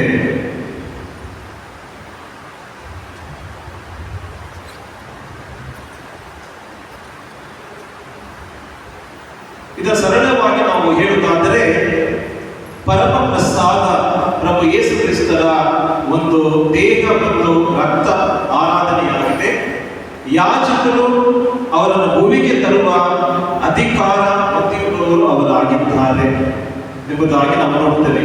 ಎರಡನೇದು, ಯಾಜಕರು ದೇವರ ಕೈ ಕಾಲುಗಳು ಇದ್ದಂತೆ, ದೇವರ ಸೇವೆಗಾಗಿ ತನ್ನ ಜೀವನವನ್ನು ಅರ್ಪಿಸುವಂತೆ ಎಂಬುದಾಗಿ ನಾವು ನೋಡುತ್ತೇವೆ. ಆದ್ದರಿಂದ ಯಾಜಕರು ನಮ್ಮ ಯೇಸು ಕ್ರಿಸ್ತ ಬೇರೆ ಅಲ್ಲ. ಇಲ್ಲಿ ನಾವು ನಿಂತಿರುವಾಗ ಬಲಿಪೂಜೆ ಅರ್ಪಿಸುವವರು ಪ್ರಭು ಯೇಸು ಕ್ರಿಸ್ತರೇ ಅವರಾಗಿದ್ದಾರೆ. ಕೆಲವು ಧರ್ಮಗಳಲ್ಲಿ ನಾವು ನೋಡ್ತೇವೆ, ಬಲಿಪೂಜೆ ಆದ್ಮೇಲೆ ಗುರುಗಳು ಹೋಗ್ತಾ ಇರುವಾಗ ಅವ್ರ ಬಟ್ಟೆ ಕೊಡ್ತಾ ಇರ್ತಾರೆ. ಅವನ ಚಿಕ್ಕ ಹುಡುಗ ಅದನ್ನು ಕೇಳ್ತಾರೆ, ಯಾಕೆ ಅವ್ರು ಕೊಡ್ತಾರೆ, ಯಾಕೆ ಅವ್ರ ಬಟ್ಟೆಗಳು ಕೊಟ್ಟು ಅವ್ರು ಕೊಡ್ತಾರೆ ಅಂತ ಕೇಳಿದಾಗ ಅವ್ರು ಹೇಳ್ತಾರೆ, ಇಲ್ಲಿ ಬಲಿಪೂಜೆ ಅರ್ಪಿಸುವವರು ಪ್ರಭು ಯೇಸು ಕ್ರಿಸ್ತರೇ ಅವರಾಗಿದ್ದಾರೆ, ಅವರಿಂದ ಬೇರೆ ಅವರಾಗಿಲ್ಲ. ಅವರೇ ಯೇಸು ಕ್ರಿಸ್ತರು, ಯೇಸು ಕ್ರಿಸ್ತರ ಪ್ರತಿನಿಧಿ ಅವರಾಗಿದ್ದಾರೆ, ಪ್ರಭು ಯೇಸು ಅವರಾಗಿದ್ದಾರೆ ಎಂಬುದಾಗಿ ಹೇಳಿದರು. ಆದ್ದರಿಂದ ಸೇವೆ ಮಾಡುವ ಯಾಜಕ ಅವರು ಪ್ರಭುವೇ ಅವರಾಗಿದ್ದಾರೆ. ಮತ್ತು ಮೂರನೇ ನಾವು ನೋಡ್ತೇವೆ, ಯಾಜಕರು ದೇವರನ್ನು ಮಾನವರು ಒಂದು ಸೇತುವೆ ಇದ್ದಂತೆ ಅವರ ಪ್ರಾರ್ಥನೆಗಳನ್ನು ದೇವರಿಗೆ ಈ ಒಂದು ಬಲಿಪೂಜೆಯಲ್ಲಿ ಸಮರ್ಪಿಸುತ್ತಾನೆ ಎಂಬುದಾಗಿ ನಾವು ನೋಡುತ್ತೇವೆ. ಕ್ರೈಸ್ತರಲ್ಲಿ ಪ್ರಿಯ ಸಹೋದರ ಸಹೋದರಿಯರೇ, ಆದ್ದರಿಂದ ಇಂದು ನಾವು ಯಾಜಕತ್ವ, ಪ್ರಭು ಯೇಸು ಯಾಜಕತ್ವವನ್ನು ಅವರು ಸ್ಥಾಪಿಸಿದ ಒಂದು ದಿನ. ನಾವು ಒಂದು ಕೇಳಬಹುದು, ಗುರುಗಳು ಎಲ್ಲಿಂದ ಬಂದರು ಅಂತ. ಗುರುಗಳು ಯಾರು ಸ್ವರ್ಗದಿಂದ ಇಳಿದು ಬಂದಿಲ್ಲ. ಗುರುಗಳನ್ನು ಸೃಷ್ಟಿ ಮಾಡಿದ್ದು ದೇವರು ಆಯ್ಕೆ ಮಾಡಿದ್ದಾರೆ. ಅವರನ್ನು ಸೃಷ್ಟಿ ಮಾಡಿದ್ದು ಕುಟುಂಬವೇ ಎಂಬುದಾಗಿ ನಾವು ನೋಡ್ತೇವೆ. Family is the first seminary ಎಂಬುದಾಗಿ ನಾವು ನೋಡ್ತೇವೆ. ಆದ್ದರಿಂದ ಯಾಜಕರು ಬಂದಿದ್ದು ಕುಟುಂಬದಿಂದಲೇ. ಒಬ್ಬ ಯಾಜಕ ಅವನು ಈಗಿದ್ದಾನೆ ಆಗಿದ್ದಾನೆ ಅಂತ ಹೇಳ್ತೀವಿ, ಕಾರಣ ಏನಂದ್ರೆ ಕುಟುಂಬವೇ. ಕುಟುಂಬದಿಂದಲೇ ಯಾಜಕರು ಬಂದಿರ್ತಾರೆ. ಕುಟುಂಬದಲ್ಲಿ ಎಷ್ಟು ಬಲಹೀನತೆ ಇರುತ್ತೆ ಅಷ್ಟೇ ಬಲಹೀನತೆ ಯಾಜಕನಲ್ಲೂ ಇರುತ್ತೆ. ಆದ್ರಿಂದ ಕೆಲವೊಮ್ಮೆ ನಾವೇನ್ ಮಾಡ್ತೀವಿ, ನಾವು ಗುರುಗಳನ್ನು ನಾವು ಬೈತೀವಿ ಅಲ್ವಾ, ನಾವು ದೂಷಿಸ್ತೀವಿ. ಆಗ ಯಾರು ದೂಷಿಸ್ಬೇಕು? ಕುಟುಂಬವನ್ನೇ ದೂಷಿಸ್ಬೇಕು. ಕಾರಣ ಕುಟುಂಬದಿಂದಲೇ ಬಂದಿದ್ದಾರೆ, ಅವರು ಸ್ವರ್ಗದಿಂದ ಇಳಿದು ಬಂದಿಲ್ಲ. ಅವರು ನಮ್ಮ ಕುಟುಂಬದಿಂದಲೇ ಬಂದವರು, ನಮ್ಮಂತೆಯೇ ಇರುವವರು. ನಮ್ಮಲ್ಲಿರುವ ಬಲಹೀನತೆ ಆ ಗುರುವೇ ಇರುತ್ತೆ. ಆದ್ರಿಂದ ಸ್ಪೆಷಲಿ ಬೇಡಲ್ಲ, ಸ್ವರ್ಗದಿಂದ ಇಳಿದು ಬಂದವರಲ್ಲ, ಅವರು ನಮ್ಮ ಕುಟುಂಬದಿಂದಲೇ ಆಯ್ಕೆಯಾದ ಒಂದು ವ್ಯಕ್ತಿ, ನಮ್ಮ ಕುಟುಂಬದಿಂದಲೇ ಬಂದಂತಹ ಒಂದು ವ್ಯಕ್ತಿ. ಅವರು ನಮ್ಮಂತೆಯೇ ಬಲಹೀನತೆ ಇರುತ್ತೆ ಎಂಬುದನ್ನು ನಾವು ಕೆಲವೊಮ್ಮೆ ನಾವು ಅರ್ಥ ಮಾಡಿಕೊಳ್ತೇವೆ. ಮತ್ತು ಯಾಜಕನು ಪ್ರತಿಯೊಂದು ಮಾನವ ಸೇವೆ ಮಾಡುವನಾಗಿರ್ತಾನೆ. ಫ್ರೀ ಸರ್ವಿಸ್ ಎಂಬುದಾಗಿ ನಾವು ನೋಡ್ತೀವಿ ಅಲ್ವಾ. ಆದ್ರಿಂದ ಅವರು ಪ್ರತಿಯೊಬ್ಬ ವ್ಯಕ್ತಿಗೂ ಸೇವೆ ಮಾಡುವವರು ಅವರಾಗಿರುತ್ತಾರೆ. ಪ್ರಿಯ ಸಹೋದರ ಸಹೋದರಿ, ಆದ್ದರಿಂದ ಆ ಯಾಜಕನಿಗೆ ನಾವು ಪ್ರಾರ್ಥಿಸುವುದು, ಯಾಜಕನ ಕುಟುಂಬದಲ್ಲಿ ಒಬ್ಬನು ಎಂದು ಅವರಿಗಾಗಿ ಪ್ರಾರ್ಥಿಸುವುದು ನಮ್ಮ ಪ್ರತಿಯೊಬ್ಬರ ಕರ್ತವ್ಯ. ಮತ್ತು ಮೂರನೇದು ನಾವು ನೋಡ್ತೇವೆ, ಪ್ರಭು ಯೇಸು ಕ್ರಿಸ್ತರು ನಮಗೆ ಬಿಟ್ಟಂತಹ ಆದರ್ಶ, ನಾನು ಮಾಡಿದಂತೆ ನೀವು ಸಹ ಮಾಡಿರಿ, ಇನ್ನೊಬ್ಬರ ಕಾಲುಗಳನ್ನು ನೀವು ತೊಳೆಯಿರಿ. ಪ್ರಭು ಗುರುವು ಆದವನು ನಾನು, ಇನ್ನೊಬ್ಬರ ಕಾಲನ್ನು ತೊಳೆಯುವಾಗ ನೀವು ಸಹ ಇವರ ಕಾಲಗಳನ್ನು ತೊಳೆಯುವ ಲಿಂಕಿನಲ್ಲಿದ್ದೀರಿ ಎಂಬುದಾಗಿ ಹೇಳುತ್ತಾರೆ. ಆದ್ದರಿಂದ ಪ್ರಿಯರೇ, ನಾವು ಪ್ರಭುವಿನಂತೆ ಸೇವೆ ಮಾಡುವ ನಾವು ಆಗಿರಬೇಕು. ಒಂದ್ಸಲಿ ಕೃಷ್ಣ ಅವರು ಹೇಳ್ತಾ ಇದ್ರು, ಎಲ್ಲೆಲ್ಲಿ ಈ ರೆಡ್ ಕ್ರಾಸ್ ಇರುತ್ತೋ ಅದರಲ್ಲಿ ನಾನು ನೋಡ್ತಾ ಇರ್ತೀನಿ, ಅದರಲ್ಲಿ ಕ್ರೈಸ್ತರು ಇರ್ತಾರೆ, ಏನೋ ಒಂದು ಸೇವೆಯನ್ನು ಮಾಡ್ತಾ ಇರ್ತಾರೆ ಎಂಬುದಾಗಿ ಹೇಳಿದ್ರು. ನಮ್ಮ ಒಂದು ಚಿಹ್ನೆ ಏನಂದ್ರೆ, ಕ್ರೈಸ್ತರ ಒಂದು ಚಿಹ್ನೆ ಏನಂದ್ರೆ ಸೇವೆ ಎಂಬುದಾಗಿ ನಾವು ನೋಡುತ್ತೇವೆ. ನಾವೆಲ್ಲರೂ ಸೇವೆ ಮಾಡಲು ಕರೆಯಲ್ಪಟ್ಟಿದ್ದೇವೆ. ಪ್ರಭುವಿನಂತೆ ಸೇವೆ ಮಾಡಲು ನಾವು ಕರೆಯಲ್ಪಟ್ಟಿದ್ದೇವೆ. ಪ್ರಿಯ ಸಹೋದರ ಸಹೋದರಿಯರೇ, ಆದ್ರಿಂದ ಈ ದಿನ ನಾವು ಸ್ಮರಿಸುವ ಮೂರು ವಿಷಯ. ಒಂದು, ಪರಮ ಪ್ರಸಾದ. ಬೆಳ್ಳಿ ಬಂಗಾರಕ್ಕಿಂತಲೂ ಹೆಚ್ಚಾಗಿ ಅಮೂಲ್ಯವಾದದ್ದು, ಶಕ್ತಿಯುತವಾದದ್ದು ಪರಮ ಪ್ರಸಾದ. ಎರಡನೇದು ಯಾಜಕತ್ವ. ಪ್ರಭುವನ್ನು ನಾವು ಕಾಣುವಲ್ಲಿ ಯಾರಲ್ಲಿ ಮಾಡ್ತೀವಿ? ಯಾಜಕರಲ್ಲಿ ಮಾಡುತ್ತೇವೆ ಯಾಜಕತ್ವ. ಮೂರನೇದು ಸೇವೆ ಎಂಬುದಾಗಿ ನಾವು ನೋಡುತ್ತೇವೆ. ಇದು ವಿಶೇಷವಾಗಿ ನಾವು ದೇವರಲ್ಲಿ ನಾವು ಪ್ರತಿಯೊಂದು ಯಾಜಕರಿಗಾಗಿ ಪ್ರಾರ್ಥಿಸೋಣ. ಹಾಗೂ ಆ ಒಂದು ಅಮೂಲ್ಯವಾದ ಪ್ರಸಾದವನ್ನು ಯೋಗ್ಯವಾದ ರೀತಿಯಲ್ಲಿ ನಾವು ಪ್ರತಿದಿನ ಸ್ವೀಕರಿಸಿ ನಾವು ಪ್ರಭುವಿನಂತೆ ಜೀವಿಸಲು ಬೇಕಾದ ಶಕ್ತಿ ಕೃಪೆಗಾಗಿ ಈ ಬಲಿಪೂಜೆಯನ್ನು ನಾವು ಪ್ರಾರ್ಥಿಸೋಣ.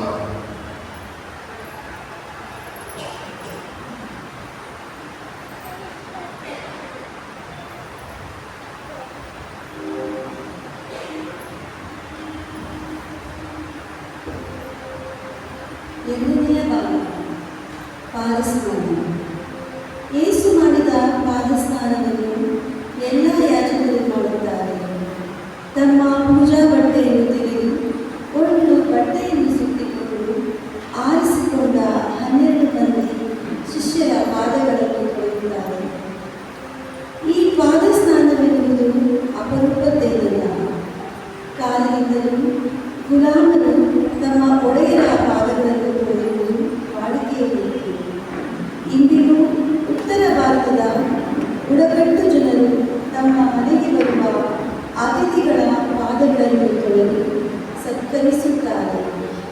ನಮ್ಮ ಹಿಂದೂ ಸಹೋದರರು ತಮ್ಮ ಮಠಾಧಿಪತಿಗಳ ಪಾದಗಳನ್ನು ತೊಳೆದು ಆ ನೀರನ್ನು ಕುಡಿಯುತ್ತಾರೆ. ಈ ಎಲ್ಲ ಬಾಡಿಗೆಗಳ ಹಿಂದೆ ನಾವು ಕಾಣುವ ಸತ್ಯ ಒಂದು: ಇಲ್ಲದವರು ಇದ್ದವರ ಪಾದಗಳನ್ನು ತೊಳೆಯುವುದು. ಆದರೆ ಕ್ರಿಸ್ತ ಇದನ್ನು ಬುಡಮೇಲು ಮಾಡಿದರು. ಸಾಕ್ಷಾತ್ ದೇವರ ಮಗನಾಗಿ, ಪ್ರಭುವಾಗಿ, ಗುರುವಾಗಿ ಮತ್ತು ಬೋಧಕನಾಗಿ ತನ್ನ ಶಿಷ್ಯರ ಪಾದಗಳನ್ನು ತೊಳೆಯುತ್ತಾರೆ. ವಿಶೇಷವಾಗಿ ತನ್ನನ್ನು ಹಿಡಿದುಕೊಡಲಿದ್ದ ಜೂದಾಸನ ಪಾದಗಳನ್ನು ತೊಳೆಯುವುದರ ಮೂಲಕ ಅಧಿಕಾರದ ಗುರಿ ಏನಾಗಿರಬೇಕು ಎಂಬುದನ್ನು ಕ್ರಿಯಾತ್ಮಕವಾಗಿ ಸಾರಿದರು.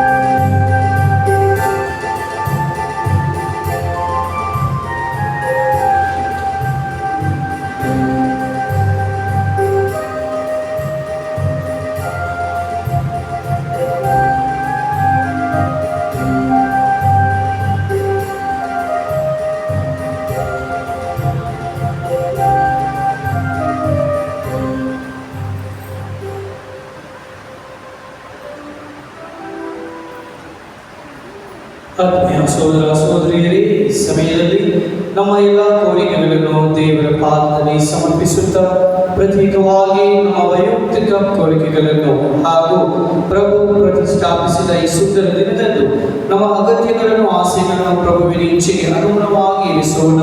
ಪ್ರಭುವಿನ ಪ್ರೀತಿಯ ಆಜ್ಞೆ ನಮ್ಮ ಜೀವನದ ಆದರ್ಶ ಸೂತ್ರವಾಗಲಿ ಎಂದು ಅದಕ್ಕೆ ಬೇಕಾದ ಎಲ್ಲ ವರಪ್ರಸಾದಗಳಿಗಾಗಿ ತಂದೆ ದೇವರಲ್ಲಿ ಭಕ್ತಿಯಿಂದ ಯಾಚಿಸೋಣ.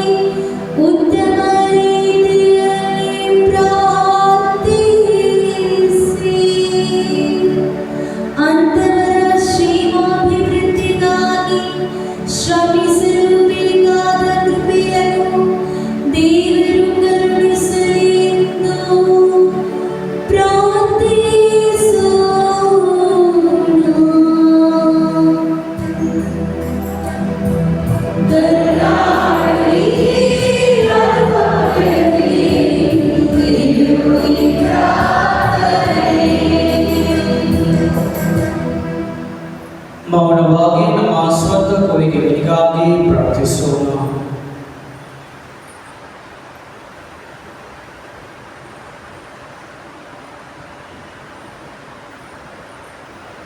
ಮನುಕುಲದ ಪ್ರೀತಿಗಾಗಿ ಪುತ್ರನನ್ನೇ ತ್ಯಾಗ ಮಾಡಿದ ತಂದೆಯೇ, ನಿಮ್ಮ ಪುತ್ರರ ಬಲಿದಾನ, ಜೀವನ ಮತ್ತು ಮೌಲ್ಯಗಳು ಸದಾ ನಮ್ಮನ್ನು ನಡೆಸಿರಿ. ನಮ್ಮ ಕ್ರೈಸ್ತ ಜೀವನವು ಪಾರದರ್ಶಕವೂ ಹಾಗೂ ಪರಿಪ್ರಾಪ್ತವೂ ಆಗಲು ನಮಗೆ ಬೇಕಾದ ವರಗಳನ್ನು ದಯಪಾಲಿಸಿರಿ. ನಮ್ಮ ಪ್ರಭು ಕ್ರಿಸ್ತರ ಮುಖಾಂತರ ನಿಮ್ಮನ್ನು ಪ್ರಾರ್ಥಿಸುತ್ತೇವೆ.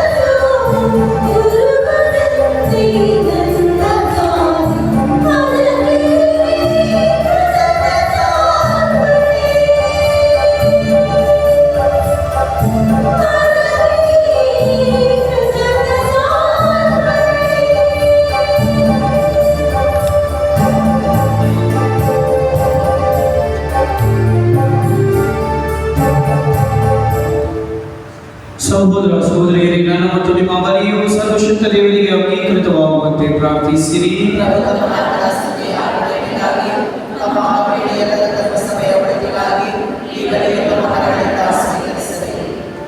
ಪ್ರಭು, ಈ ಬಲಿಯ ಸ್ಮರಣೆಯನ್ನು ನಾವು ಆಚರಿಸುವಾಗಲೆಲ್ಲ ನಮ್ಮ ರಕ್ಷಣೆ ಕಾರ್ಯವು ನೆರವೇರುವುದರಿಂದ ಈ ರಹಸ್ಯಗಳಲ್ಲಿ ನಾವು ಯೋಗ್ಯವಾಗಿ ಭಾಗವಹಿಸುವಂತೆ ಅನುಗ್ರಹಿಸಿರಿ. ನಮ್ಮ ಪ್ರಭು ಕ್ರಿಸ್ತನ ಮುಖಾಂತರ ನಿಮ್ಮನ್ನು ಪ್ರಾರ್ಥಿಸುತ್ತೇವೆ.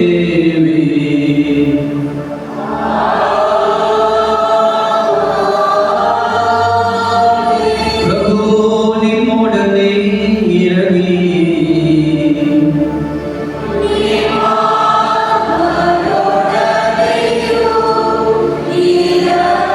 ನಿಮ್ಮ ಹೃದಯಗಳನ್ನು ಮೇಲಕ್ಕೆತ್ತಿರಿ.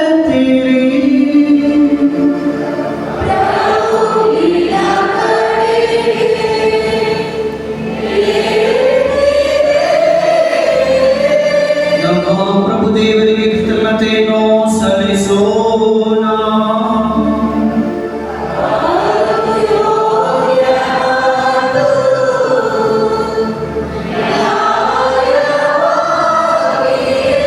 ಪ್ರಭು ಪವಿತ್ರ ಪಿತನೇ, ಸರ್ವಶಕ್ತ ನಿತ್ಯ ದೇವರೇ, ನಾವು ಎಂದೆಂದೂ ಎಲ್ಲರೂ ನಮ್ಮ ಪ್ರಭು ಕ್ರಿಸ್ತನ ಮುಖಾಂತರ ನಿಮಗೆ ಕೃತಜ್ಞತೆ ಸಲ್ಲಿಸುವುದು ನಿಜವಾಗಿ ಯೋಗ್ಯವೂ ನ್ಯಾಯವಾಗಿದೆ.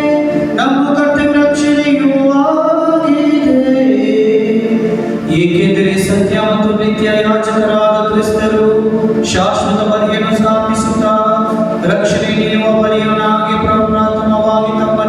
ಆಜ್ಞಾಪಿಸಿದರು ಹಾಗೂ ಅದನ್ನು ಅವರ ಸ್ಮರಣೆಗಾಗಿ ಮಾಡುವಂತೆ ಆಜ್ಞಾಪಿಸಿದರು. ಕ್ರಿಸ್ತರು ನಮಗಾಗಿ ಬಲಿಯಾಗಿ ಅರ್ಪಿಸಿದ ಶರೀರವನ್ನು ಪೂಜಿಸುವಾಗ ನಾವು ಬಲಿಷ್ಠರಾಗುತ್ತೇವೆ. ನಮಗಾಗಿ ಸುರಿಸಲಾದ ರಕ್ತವನ್ನು ಪಾನ ಮಾಡುವಾಗ ನಾವು ಪರಿಶುದ್ಧರಾಗುತ್ತೇವೆ. ಆದುದರಿಂದ ದೇವದೂತರೊಂದಿಗೂ ಪ್ರಧಾನ ದೂತರೊಂದಿಗೂ ಪೀಠ ದೂತರೊಂದಿಗೂ ಪ್ರಭುತ್ವ ದೂತರೊಂದಿಗೂ ಎಲ್ಲ ಸಭೆಯ ಸೈನ್ಯ ದಳಗಳೊಂದಿಗೂ ಸೇರಿ ನಾವು ನಿಮ್ಮ ಮಹಿಮೆ ಗೀತೆಯನ್ನು ಹಾಡುತ್ತಾ ನಿರಂತರವಾಗಿ ಘೋಷಿಸುತ್ತೇವೆ.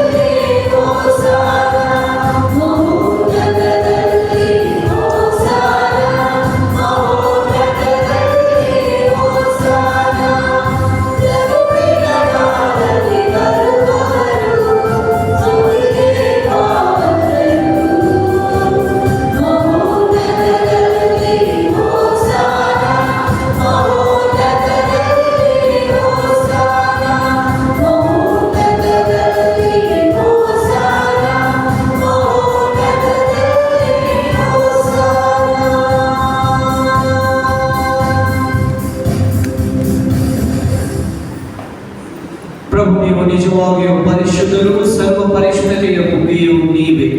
ಈ ಕೊನೆಗಳ ಮೇಲೆ ನಿಮ್ಮ ಪವಿತ್ರ ಆತ್ಮರು ನಿಂಬೆಯಂತೆ ಸುರಿಸಿ ಪಾವನಗೊಳಿಸಲೆಂದು ಪ್ರಾರ್ಥಿಸುತ್ತೇವೆ.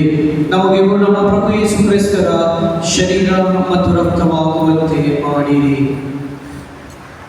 ಅವರನ್ನು ಪರಾಧೀನ ಮಾಡಲಾದ ಸಮಯದಲ್ಲಿ ಸ್ವಇಚ್ಛೆಯಿಂದ ತಮ್ಮ ಯಾತನೆಗೆ ಒಳಗಾದಾಗ ಅವರು ರೊಟ್ಟಿಯನ್ನು ತೆಗೆದುಕೊಂಡು ಕೃತಜ್ಞತೆಯನ್ನು ಸಲ್ಲಿಸಿ ಅದನ್ನು ಮುರಿದು ತಮ್ಮ ಶಿಷ್ಯರಿಗೆ ಕೊಡುತ್ತಾ ಎಂದರು,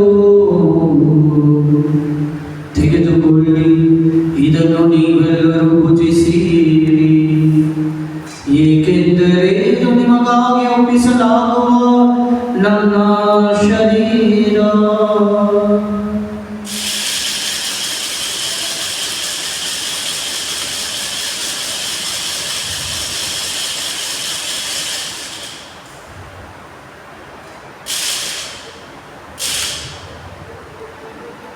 ಅಂತೆಯೇ ಭೋಜನದ ಅಂತ್ಯದಲ್ಲಿ ಪಾನಪಾತ್ರೆಯನ್ನು ತೆಗೆದುಕೊಂಡು ಮತ್ತೊಮ್ಮೆ ನಿಮಗೆ ಕೃತಜ್ಞತೆಯನ್ನು ಸಲ್ಲಿಸಿ ತಮ್ಮ ಶಿಷ್ಯರಿಗೆ ಕೊಡುತ್ತಾ ಎಂದರು, ತೆಗೆದುಕೊಳ್ಳಿ ಮತ್ತು ಇದರಿಂದ ನೀವೆಲ್ಲರೂ ಪಾನ ಮಾಡಿರಿ, ಏಕೆಂದರೆ ಇದು ಹೊಸ ಮತ್ತು ಅನಂತ ಒಡಂಬಡಿಕೆಯ ನನ್ನ ರಕ್ತದ ಪಾತ್ರೆ. ಈ ರಕ್ತವು ನಿಮ್ಮ ಮತ್ತು ಅನೇಕರ ಪಾಪಗಳ ಪರಿಹಾರಕ್ಕಾಗಿ ಸುರಿಸಲಾಗುವುದು. ಇದನ್ನು ನನ್ನ ಸ್ಮರಣೆಗಾಗಿ ಮಾಡಿರಿ.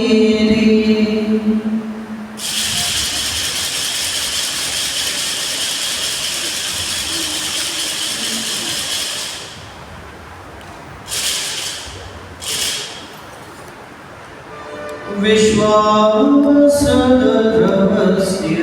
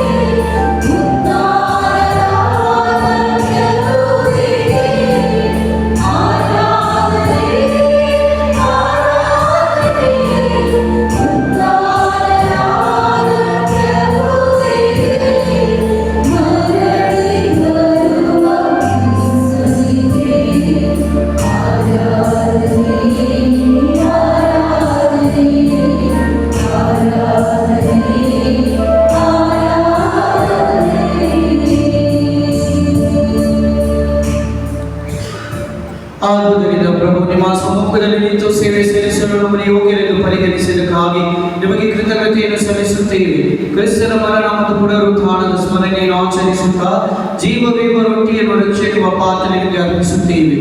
ಕ್ರಿಸ್ತನ ಶರೀರ ಮತ್ತು ರಕ್ತದಲ್ಲಿ ಪಾಲ್ಗೊಳ್ಳುವ ನಮ್ಮನ್ನು ಪವಿತ್ರಾತ್ಮವನ್ನು ಒಂದುಗೊಳಿಸಬೇಕೆಂದು ನಿಮ್ಮನ್ನು ವಿನಯದಿಂದ ವಿನಯಿಸುತ್ತೇವೆ. ನಿಮ್ಮ ವಿಶ್ವವ್ಯಾಪಿ ಸಭೆಯನ್ನು ಸ್ಮರಿಸಿಕೊಳ್ಳಿರಿ. ನಮ್ಮ ವಿಶ್ವಗುರು ಫ್ರಾನ್ಸಿಸ್ ಅವರೊಂದಿಗೂ ನಮ್ಮ ಧರ್ಮಾಧ್ಯಕ್ಷ ಪೀಟರ್ ಅವರೊಂದಿಗೂ ಆರೋಗ್ಯ ಸಂತೋಷ್ ಮತ್ತು ಜೋಸೆಫ್ ಸುಸನ್ ಅವರೊಂದಿಗೂ ಸಕಲ ಯಾಜಕರೊಂದಿಗೂ ಅದನ್ನು ಪ್ರೀತಿಯ ಪರಿಪೂರ್ಣತೆಗೆ ನಡೆಸಿರಿ.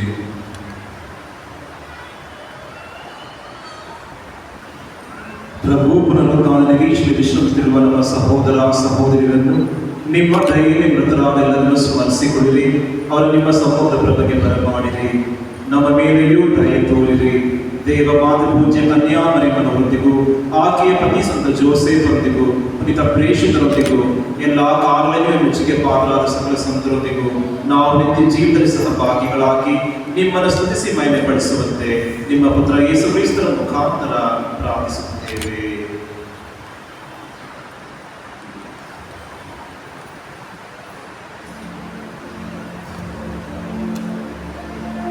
ಇವರ ಮುಖಾಂತರವೋ ಇವರೊಂದಿಗೂ ಇವರಲ್ಲಿಯೋ ಸರ್ವಶಕ್ತ ತಂದೆಯಾದ ದೇವರೇ ಪವಿತ್ರಾತ್ಮನ ಐಕ್ಯದಲ್ಲಿ ಸರ್ವ ಯುಗ ಯುಗಾಂತರಕ್ಕೂ ನಿಮಗೆ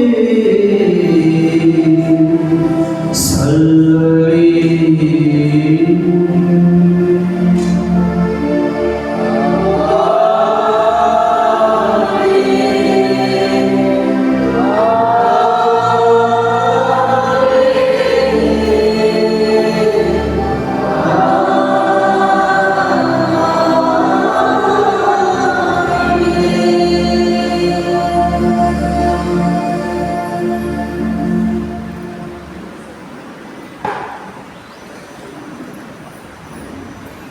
ರಕ್ಷಕರ ಆಜ್ಞೆಯ ಪ್ರಕಾರ ಮತ್ತು ದೈವ ಬೋಧನೆಯಿಂದ ಶಿಕ್ಷಿತರಾಗಿ ಧೈರ್ಯದಿಂದ ನಾವೆಲ್ಲರೂ ಹೇಳುವುದೇನೆಂದರೆ, ಸ್ವರ್ಗದಲ್ಲಿ ಇರುವ ಮಾತನೇ ನಿಮ್ಮ ನಾಮ ಪೂಜಿತವಾಗಲಿ, ನಿಮ್ಮ ರಾಜ್ಯ ಬರಲಿ, ನಿಮ್ಮ ಚಿತ್ತ ಸ್ವರ್ಗದಲ್ಲಿ ನೆರವೇರುವ ಪ್ರಕಾರ ಭೂಮಿಯಲ್ಲಿಯೂ ನೆರವೇರಲಿ.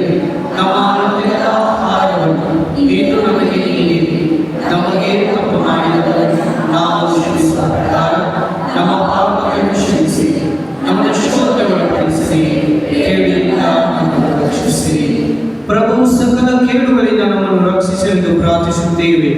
ನಿಮ್ಮ ದಯೆಯ ನೆರವನ್ನು ಪಡೆದು ಪಾಪದಿಂದ ಸದಾ ವಿಮುಕ್ತರಾಗಿ ಎಲ್ಲ ಸಂಕಷ್ಟಗಳಿಂದ ಸುರಕ್ಷಿತರಾಗಿರುವಂತೆ ನಮ್ಮ ಜೀವಮಾನದಲ್ಲಿ ಶಾಂತಿಯನ್ನು ದಯೆಯಿಂದ ಕರುಣಿಸಿರಿ. ನಾವು ಸ್ವರ್ಗಾನಂದವನ್ನು ನಮ್ಮ ರಕ್ಷಕ ಯೇಸು ಕ್ರಿಸ್ತರ ಆಗಮನವನ್ನು ನಿರೀಕ್ಷಿಸುತ್ತಿದ್ದೇವೆ.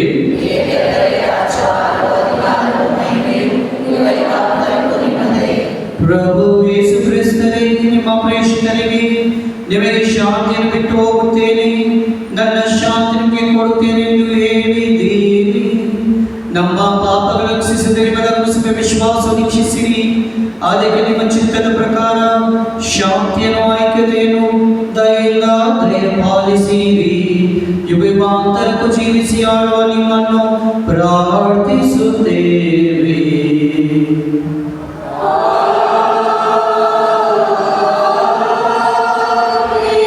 ಪ್ರಭುವಿನ ಶಾಂತಿ ಸದಾ ನಿಮ್ಮಲ್ಲಿ ಇರಲಿ.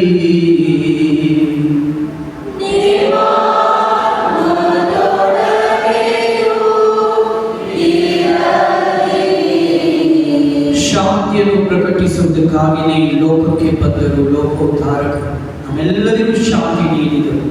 ಈ ಪವಿತ್ರ ಬಲಿ ಪೂಜೆ ಸ್ಥಾಪನೆ ಮುಖಾಂತರ ಅದನ್ನು ಭಾಗವಹಿಸುವ ಪ್ರತಿಯೊಬ್ಬರು, ಅದನ್ನು ಪಾಲ್ಗೊಳ್ಳುವ ಪ್ರತಿಯೊಬ್ಬರು ಶಾಂತಿಯನ್ನು ಪಡೆದುಕೊಳ್ಳಬೇಕೆನ್ನುವುದು ಅವರ ಅಪೇಕ್ಷೆ.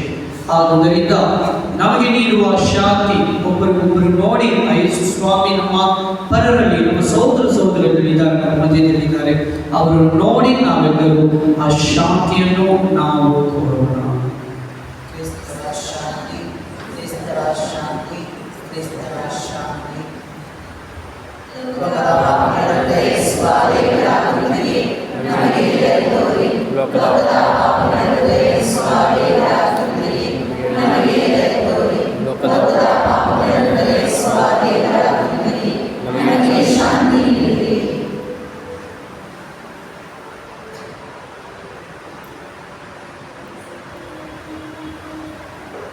ಇಗೋ ದೇವರ ಕುರಿಮರಿ, ಇಗೋ ಇವರೇ ಲೋಕದ ಪಾಪಗಳನ್ನು ಪರಿಹರಿಸುವವರು.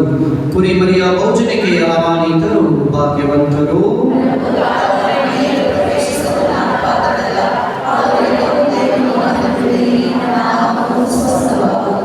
ಜೀವಕ್ಕೆ ಕ್ರಿಸ್ತರ ಶರೀರ ಮತ್ತು ರಕ್ತವನ್ನು ಕಾಪಾಡಿ. ನೀರೇ ಪರಮ ಪ್ರಸಾದವನ್ನು ಕಥೋಲಿಕ ಕ್ರೈಸ್ತರು ಮಾತ್ರ ಪಡೆಯಬೇಕಾಗಿ ನಿಮ್ಮಲ್ಲಿ ವಿನಂತಿಸಿಕೊಳ್ಳುತ್ತೇನೆ. ಪರಮ ಪ್ರಸಾದವನ್ನು ನನಗೆ ಮಾತ್ರ ಕೊಡಲಾಗುತ್ತದೆ.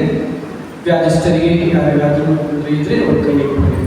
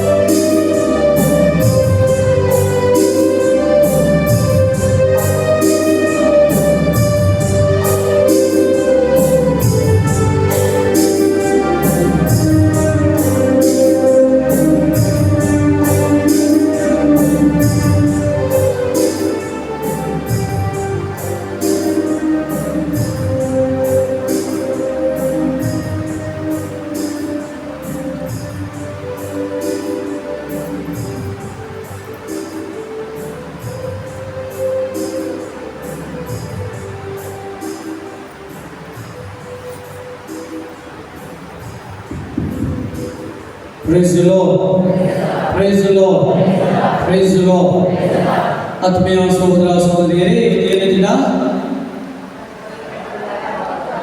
ಎಲ್ಲದಕ್ಕಿಂತ ಹೆಚ್ಚಾಗಿ ಪವಿತ್ರ ಗುರುವಾರದಂದು ನಾವು ದೇವರಿಗೆ ಒಂದು ವಿಷಯಕ್ಕೆ ಕೃತಜ್ಞತೆ ಸಲ್ಲಿಸಬೇಕು. ಮೊದಲನೇದಾಗಿ ನಮಗೆ ಬಲಿ ಪೂಜೆ ಸ್ಥಾಪನೆ ಮಾಡಬೇಕಾಗಿ ಜೋರಾಗಿ ಯೇಸು ಸ್ವಾಮಿಗೆ ಕೃತಜ್ಞತೆ ಸಲ್ಲಿಸೋಣ.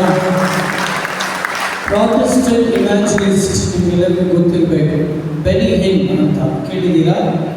ಅವರು ಆ ಕಾಲದಲ್ಲಿ ಅವರು ತುಂಬ ವರ್ಷದ ಮುಂಚೆ ಎಲ್ಲ ಕಡೆ ಭಾರತಕ್ಕೂ ಬಂದಿದ್ರು, ಅವರು ಬೆಂಗಳೂರಿಗೂ ಬಂದಿದ್ರು, ಎಲ್ಲ ಕಡೆ ಹೋಗಿ ಸಂದೇಶಗಳನ್ನು ಅವರು ಪ್ರಚಾರ ಮಾಡುತ್ತಿದ್ದರು. ಅವರು ಹೇಳಿದರು, ಕಥೋಲಿಕ ಧರ್ಮಸಭೆಯಲ್ಲಿ ಯಾಕೆ ಅಧಿಕವಾಗಿ ಪವಾಡಗಳು ನಡೀತಾ ಇದೆ? Why there is lot of miracles in the Catholic Church? Reason, the miracles happen during Eucharist. ಈ ಪವಾಡಗಳು ಬಲಿ ಪೂಜೆ ನಡೆಯುವಾಗ ಸಾಮಾನ್ಯ ಜನರಿಗೆ ಆ ಪವಾಡಗಳನ್ನು ಅವರ ಜೀವನದಲ್ಲಿ ಪಡೆದುಕೊಳ್ಳುತ್ತಿದ್ದಾರೆ. ಜೋರಾಗಿ ಚಪ್ಪಾಳೆ ಕೊಡಿ. ಅವರು ಹೇಳಿದರು, ಆ ಬಲಿ ಪೂಜೆಯಲ್ಲಿ ನಾನು ಭಾಗವಹಿಸಿದೆ, ಅದರ ವಿಶೇಷತ್ವವನ್ನು ನಾನು ತಿಳಿದುಕೊಂಡೆ, ಅಷ್ಟು ಅಧಿಕವಾದ ಆಶೀರ್ವಾದ ಆ ಬಲಿ ಪೂಜೆಯಲ್ಲಿದೆ ಅಂತ ಒಂದು ಪ್ರಾಟೆಸ್ಟೆಂಟ್ ಪಾಸ್ಟರ್ ಅವರು ಹೇಳಿದ ಮಾತು. ಆತ್ಮೀಯ ಸಹೋದರ ಸಹೋದರಿಯರೇ, ಆ ಬಲಿ ಪೂಜೆ ನೀಡಿದ ದೇವರು ಆ ಬಲಿ ಪೂಜೆಯನ್ನು ನೆರವೇರಿಸಲು, ಆ ಬಲಿ ಪೂಜೆಯಲ್ಲಿ ನಮ್ಮೆಲ್ಲರೂ ಪಾಲ್ಗೊಳ್ಳಲು ಉತ್ತೇಜನ ಕೊಡಲು ಯಾಜಕರನ್ನು ನೀಡಿದರು, ಯಾಜಕ ದೀಕ್ಷೆಯನ್ನು ನೀಡಿದರು. ಯಾಜಕ ದೀಕ್ಷೆಯನ್ನು ಪಡೆದಿರುವ ಪ್ರತಿಯೊಂದು ಗುರುಗಳು ಯೇಸುವಿನ ಪ್ರತಿನಿಧಿಯಾಗಿ ಅತಿ ಉತ್ತಮವಾಗಿ ಫಾದರ್ ಪ್ರದೀಪ್ ಅವರು, ನಮ್ಮ ಫಾದರ್ ಅವರು ಪ್ರಬೋಧನೆಯಲ್ಲಿ ನಮಗೆ ಹೇಳಿದರು. ಆದುದರಿಂದ ಪ್ರತಿಯೊಂದು ಯಾಜಕರಿಗಾಗಿ ನಾವು ಪ್ರಾರ್ಥಿಸಬೇಕು. ಒಂದು ಯಾಜಕ ಇಲ್ಲ ಅಂದರೆ ಎಷ್ಟು ತೊಂದರೆ ಗೊತ್ತಾ? ಎಷ್ಟು ಜಾಗಗಳಲ್ಲಿ ಯಾಜಕರಿಲ್ಲದೆ ಎಷ್ಟೋ ಧರ್ಮ ಪ್ರಾಂತ್ಯಗಳಲ್ಲಿ ಧರ್ಮ ಕೇಂದ್ರಗಳನ್ನು ಮುಚ್ಚಿಟ್ಟಿದ್ದಾರೆ, ಯಾಜಕರಿಲ್ಲ. No priest. ಒಂದು ಯಾಜಕರನ್ನು ಹಾಗೆ ನಾವು ಖರೀದಿ ಮಾಡಿ ಕಳಿಸೋಕೆ ಆಗುವುದಿಲ್ಲ. ಅವರನ್ನು ಯಾರು ಆಯ್ಕೆ ಮಾಡಬೇಕು? ದೇವರು ಆಯ್ಕೆ ಮಾಡಬೇಕು. ಆ ರೀತಿಯಲ್ಲಿ ಎಷ್ಟೋ ಕಷ್ಟಗಳನ್ನು 14 ವರ್ಷ ಸುಮ್ಮನೆ ನಿನ್ನೆ ಮೊನ್ನೆ 2-3 ದಿನದಲ್ಲಿ ಬೈಬಲ್ ಬಗ್ಗೆ ಸ್ವಲ್ಪ ಗೊತ್ತಾಗ್ಬಿಟ್ಟು ಈ ಪಾಸ್ಟರ್ಗಳು ಎಲ್ಲರೂ ಬಂದ್ಬಿಟ್ಟು ಮಾತಾಡ್ತಾರೆ. ನಮಗೆ ದೇವರು ಗೊತ್ತು. 14 ವರ್ಷ ಕಠಿಣವಾದ ಅನುಭವ ನಮ್ಮೆಲ್ಲರಿಗೂ ಆದಗಳಿಗೂ. 14 ವರ್ಷ ಮಾತ್ರವಲ್ಲ, ತಾಯಿಯ ಗರ್ಭದಿಂದ ಆ ಮಗು ದೇವರ ಕಾರ್ಯಕ್ಕಾಗಿ ಉಪಯೋಗ ಆಗಬೇಕಂದ್ರೆ ಆ ತಾಯಿಯಾಗಲಿ ತಂದೆಯಾಗಲಿ ಆ ಮಗುವಿನ ಜೀವನ ಹೇಗಿರಬೇಕು, ಪ್ರತಿಯೊಂದು ಕ್ಷಣ ದೇವರು ಅವರನ್ನು ಮುಂದೆ ನಡೆಸಿದ್ದಾರೆ. God has guided them. ಆದುದರಿಂದ 14 ವರ್ಷ ಮಾತ್ರವಲ್ಲ, ತಾಯಿಯ ಗರ್ಭದಿಂದಲೇ ಅವರನ್ನು ಆಯ್ಕೆ ಮಾಡಿದ್ದಾರೆ. ಆದುದರಿಂದ ಯಾಜಕರನ್ನು ಆದಷ್ಟು ನೋಡುವ ಯಾಜಕರೆಲ್ಲರಲ್ಲಿ ಆಶೀರ್ವಾದ ಪಡೆದುಕೊಳ್ಳಿರಿ.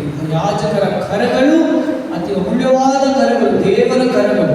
ಇವರು ಎಂಥವರಾಗಿ ಅವರು ದೇವರ ಪ್ರತಿನಿಧಿ, ಯೇಸುವಿನ ಪ್ರತಿನಿಧಿ. ನಮ್ಮ ಪೀಠದ ಮೇಲೆ ನಿಂತುಕೊಳ್ಳುವಾಗ ಅವರು ಯೇಸು ಸ್ವಾಮಿ ಆಗುತ್ತಾರೆ. ಆದುದರಿಂದ ಪ್ರತಿಯೊಂದು ಯಾಜಕರಿಗಾಗಿ ಪ್ರಾರ್ಥಿಸಿರಿ, ಮೃತ ಹೊಂದಿರುವ ಯಾಜಕರಿಗಾಗಿ ಪ್ರಾರ್ಥಿಸಿರಿ, ಹಾಗೂ ಈ ಧರ್ಮಕ್ಕೆ ಸೇವಿಸಿದ ಪ್ರತಿಯೊಂದು ಯಾಜಕರಿಗಾಗಿ ಪ್ರಾರ್ಥಿಸಿರಿ. ಎಲ್ಲಕ್ಕಿಂತ ಮಿಗಿಲಾಗಿ ಇವತ್ತು ನಮ್ಮೊಂದಿಗೆ 2 ಯಾಜಕರು ಬಂದಿದ್ದಾರೆ. ಯಾರು? Father Julius. ಎಲ್ಲರಿಗೂ ಗೊತ್ತು, ನನ್ನ ಫ್ರೆಂಡು ಫಾದರು. ಪಾಪ ಈಗ ವಾರಗಳಲ್ಲಿ ಇದ್ದಾರೆ, ಅಲ್ಲಿಂದ ಬಂದಿದ್ದಾರೆ. ಅವರಿಗೆ ಒಂದು ಸಂತೋಷ ವಿಷಯವೇನೆಂದರೆ ಈಗ ದಿண்டுಕಲ್ಗೆ ಸುಪೀರಿಯರ್ ಆಗಿ ಅಪಾಯಿಂಟ್ಮೆಂಟ್ ಆಗಿದೆ ಅವರಿಗೆ. ತುಂಬ ಜೋರಾಗಿ ಚಪ್ಪಾಳೆ ಕೊಡಿರಿ. ಆ ರೀತಿಯಲ್ಲಿ ಫಾದರು ನಮಗಾಗಿ ನಮ್ಮ ಮಧ್ಯದಲ್ಲಿ ಬಂದು ನಮ್ಮೊಂದಿಗೆ ಇದ್ದು ನಮಗಾಗಿ ಪ್ರಾರ್ಥಿಸಿದ್ದಾರೆ. ಜೋರಾಗಿ ಫಾದರ್ಗೆ ಚಪ್ಪಾಳೆ ಕೊಟ್ಟು ಕೃತಜ್ಞತೆ ಸಲ್ಲಿಸೋಣ. Thank you father. ಫಾದರ್ ನಮ್ಮ ಜೊತೆ ಈಸ್ಟರ್ ತನಕ ಇರ್ತಾರೆ, ಲಾಕ್ ಮಾಡಿದ್ದೀನಿ ಅವರಿಗೆ, ನಮ್ಮ ಜೊತೆ ಇರ್ತಾರೆ. ಆ ರೀತಿಯಲ್ಲಿ ಫಾದರ್ ಪ್ರದೀಪ್ ನಾನು ಹೇಳಬೇಕಾದರೆ, ನಾನು ಸೆಂಟ್ ಜಾನ್ಸ್ ಮೆಡಿಕಲ್ ಕಾಲೇಜ್ ಹಾಸ್ಪಿಟಲ್ನಲ್ಲಿ ಇರುವಾಗ ಪ್ರತಿ ಭಾನುವಾರ ನನ್ನನ್ನು ಬೇಗೂರು ಧರ್ಮ ಕೇಂದ್ರದಲ್ಲಿ ಗೊತ್ತಲ್ಲ, ತುಂಬ ಇಷ್ಟ ಆ ಚರ್ಚು, ಆ ಜನ ಆ ಫಾದರು ಅವರಂದರೆ ಅವರೆಲ್ಲರಿಗೂ ಭಾಳ ಪ್ರೀತಿ. ಪ್ರತಿ ವಾರ ನನಗೆ ಕರೆದು ಬಲಿ ಪೂಜೆ ಕೊಡುತ್ತಿದ್ದು, ಫಾದರ್ ಬರಲೇಬೇಕು ಅಂತ. ಅಲ್ಲಿ ಸಹಾಯಕ ಗುರುಗಳಾಗಿದ್ದರು ಬೇಗೂರು ಚರ್ಚ್ನಲ್ಲಿ. ಫಾದರು ಬೇರೆ ಬೇರೆ ಧರ್ಮ ಪ್ರಾಂತ್ಯಗಳಲ್ಲಿ ಧರ್ಮ ಕೇಂದ್ರದ ಗುರುಗಳಾಗಿ ಸೇವೆ ಸಲ್ಲಿಸಿದ್ದಾರೆ. ಮೇನ್ ಫಾದರ್ ಚಿಕ್ಕಮಗಳೂರಿನಲ್ಲಿ ಧರ್ಮ ಕೇಂದ್ರದ ಗುರುಗಳಾಗಿದ್ದರು. ಸುಮಾರು ಜಾಗಗಳಲ್ಲಿ ಧರ್ಮ ಕೇಂದ್ರದ ಗುರುಗಳಾಗಿ, ಬೆಂಗಳೂರಿನಲ್ಲಿ ಕೂಡ ಸೇಕ್ರೆಡ್ ಹಾರ್ಟ್ಸ್ನಲ್ಲಿ ಸಹಾಯಕ ಗುರುಗಳಾಗಿದ್ದರು. ನಾನು ಇನ್ಫೆನ್ಸಿಸ್ನಲ್ಲಿದ್ದಾಗ ತದನಂತರ ಬೇಗೂರಿನಲ್ಲಿ ಇದ್ದರು. ಹಾಗೂ ಸುಮಾರು ಆಗಿ ಸೇವೆ ಸಲ್ಲಿಸಿ ಈಗ ದಿண்டுಕಲ್ನಲ್ಲಿ ಅವರು ಅಡ್ಮಿನಿಸ್ಟ್ರೇಟರ್ ಆಗಿ ಸೇವೆ ಸಲ್ಲಿಸ್ತಾ ಇದ್ರು. ಫಾದರ್ಗೆ ಗೊತ್ತಿಲ್ಲ, ಫಾದರ್ ಜೂಲಿಯಸ್ ಬರ್ತಾರೆ. ಫಾದರ್ ಜೂಲಿಯಸ್ಗೆ ಗೊತ್ತಿಲ್ಲ, ಫಾದರ್ ಬರ್ತಾರೆ. ಇಬ್ರು ಫ್ರೆಂಡ್ಸು, ನಾನು ಹೇಳಲಿಲ್ಲ. ಇಲ್ಲಿ ಬಂದ ಮೇಲೆ ಅವರು ಡೈನಿಂಗ್ ಹಾಲ್ನಲ್ಲಿ ಸಂಧಿಸಿದ್ರು, ನೀವು ಬಂದಿದ್ದೀರಾ ಅಂತ. ಇಬ್ರು ಒಂದೇ ಸಮಯಕ್ಕೆ ಸೇರಿದವರು, MSc ಕಾಂಗ್ರಿಗೇಷನ್. ಅವ್ರ ಜಾಗಕ್ಕೆ ಇವರು ಹೋಗ್ತಾರೆ, ಇವ್ರ ಜಾಗಕ್ಕೆ ಫಾದರ್ ಬರ್ತಾ ಇದ್ದಾರೆ. ಇಷ್ಟು ಒಂದು ಸಂತೋಷ. ಜೋರಾಗಿ ಚಪ್ಪಾಳೆ ಕೊಡಿ. ಆ ರೀತಿ ದೇವರು ಅವರು ಆಶೀರ್ವದಿಸಿದ್ದಾರೆ. ಇವತ್ತು ನಮ್ಮೊಂದಿಗೆ ಫಾದರ್ ಬಂದು ಉತ್ತಮವಾದ ಪ್ರಬೋಧನೆಯನ್ನು ನೀಡಿ ನಾಳೆನೂ ನಮ್ಮ ವಿಶ್ವವಿದ್ಯಾಲಯದಲ್ಲಿ ನಡೆಸಿಕೊಟ್ಟು ಅವರು ಶನಿವಾರ ಭಾನುವಾರ ಇರೋದಿಲ್ಲ, ಅವರು ಸಿರಿಸಂದ್ರಾಗಿ ಹೋಗ್ತಾ ಇದ್ದಾರೆ, ತಿಸಿಪಾಳ್ಯ ಹೋಗ್ತಾ ಇದ್ದಾರೆ. ಆದ್ದರಿಂದ ಅವರು ಹೋಗಲೇಬೇಕು, ಅವರಿಗೆ ಕಡ್ಡಾಯ ಇದೆ. ಅವರಿಗಾಗಿ ನಾವು ಇಬ್ಬರಿಗಾಗಿ ಪ್ರಾರ್ಥಿಸೋಣ, ಅವರ ಕೋರಿಕೆಗಳಿಗಾಗಿ ಪ್ರಾರ್ಥಿಸೋಣ. ಇವರೆಲ್ಲರೂ ಸೇರಿ ಈಗ ಆರಾಧನೆ ಆರಂಭ ಆದಮೇಲೆ ನಾವು ವಿಶ್ ಮಾಡೋಕ್ಕಾಗೋದಿಲ್ಲ, ಇಬ್ಬರು ಫಾದರ್ಗಳಿಗೆ ನಾವು ಸೇರಿ ವಿಶ್ ಮಾಡೋಣ. ನಿಮ್ಮ ಮನೆಗಳಲ್ಲಿರುವ ಫಾದರ್ಸ್ ಅನ್ನು ಸ್ಮರಿಸಿಕೊಳ್ಳಿ. ಕುಟುಂಬದಲ್ಲಿ ನಿಮ್ಮ ಫ್ರೆಂಡ್ಸ್ ಫಾದರ್ಸ್ ಎಲ್ಲರೂ ನಿಮಗೆ ಯಾರು ಸ್ನಾನ ದೀಕ್ಷೆ ಕೊಟ್ಟರು, ಯಾರು ನಿಮಗೆ ಮದುವೆ ಕೊಟ್ಟರು, ಅದೆಲ್ಲ ಫಾದರನ್ನು ನೆನೆಸಿಕೊಂಡು ಕಂಗ್ರ್ಯಾಚುಲೇಷನ್ಸ್ ಮಾಡೋಣ.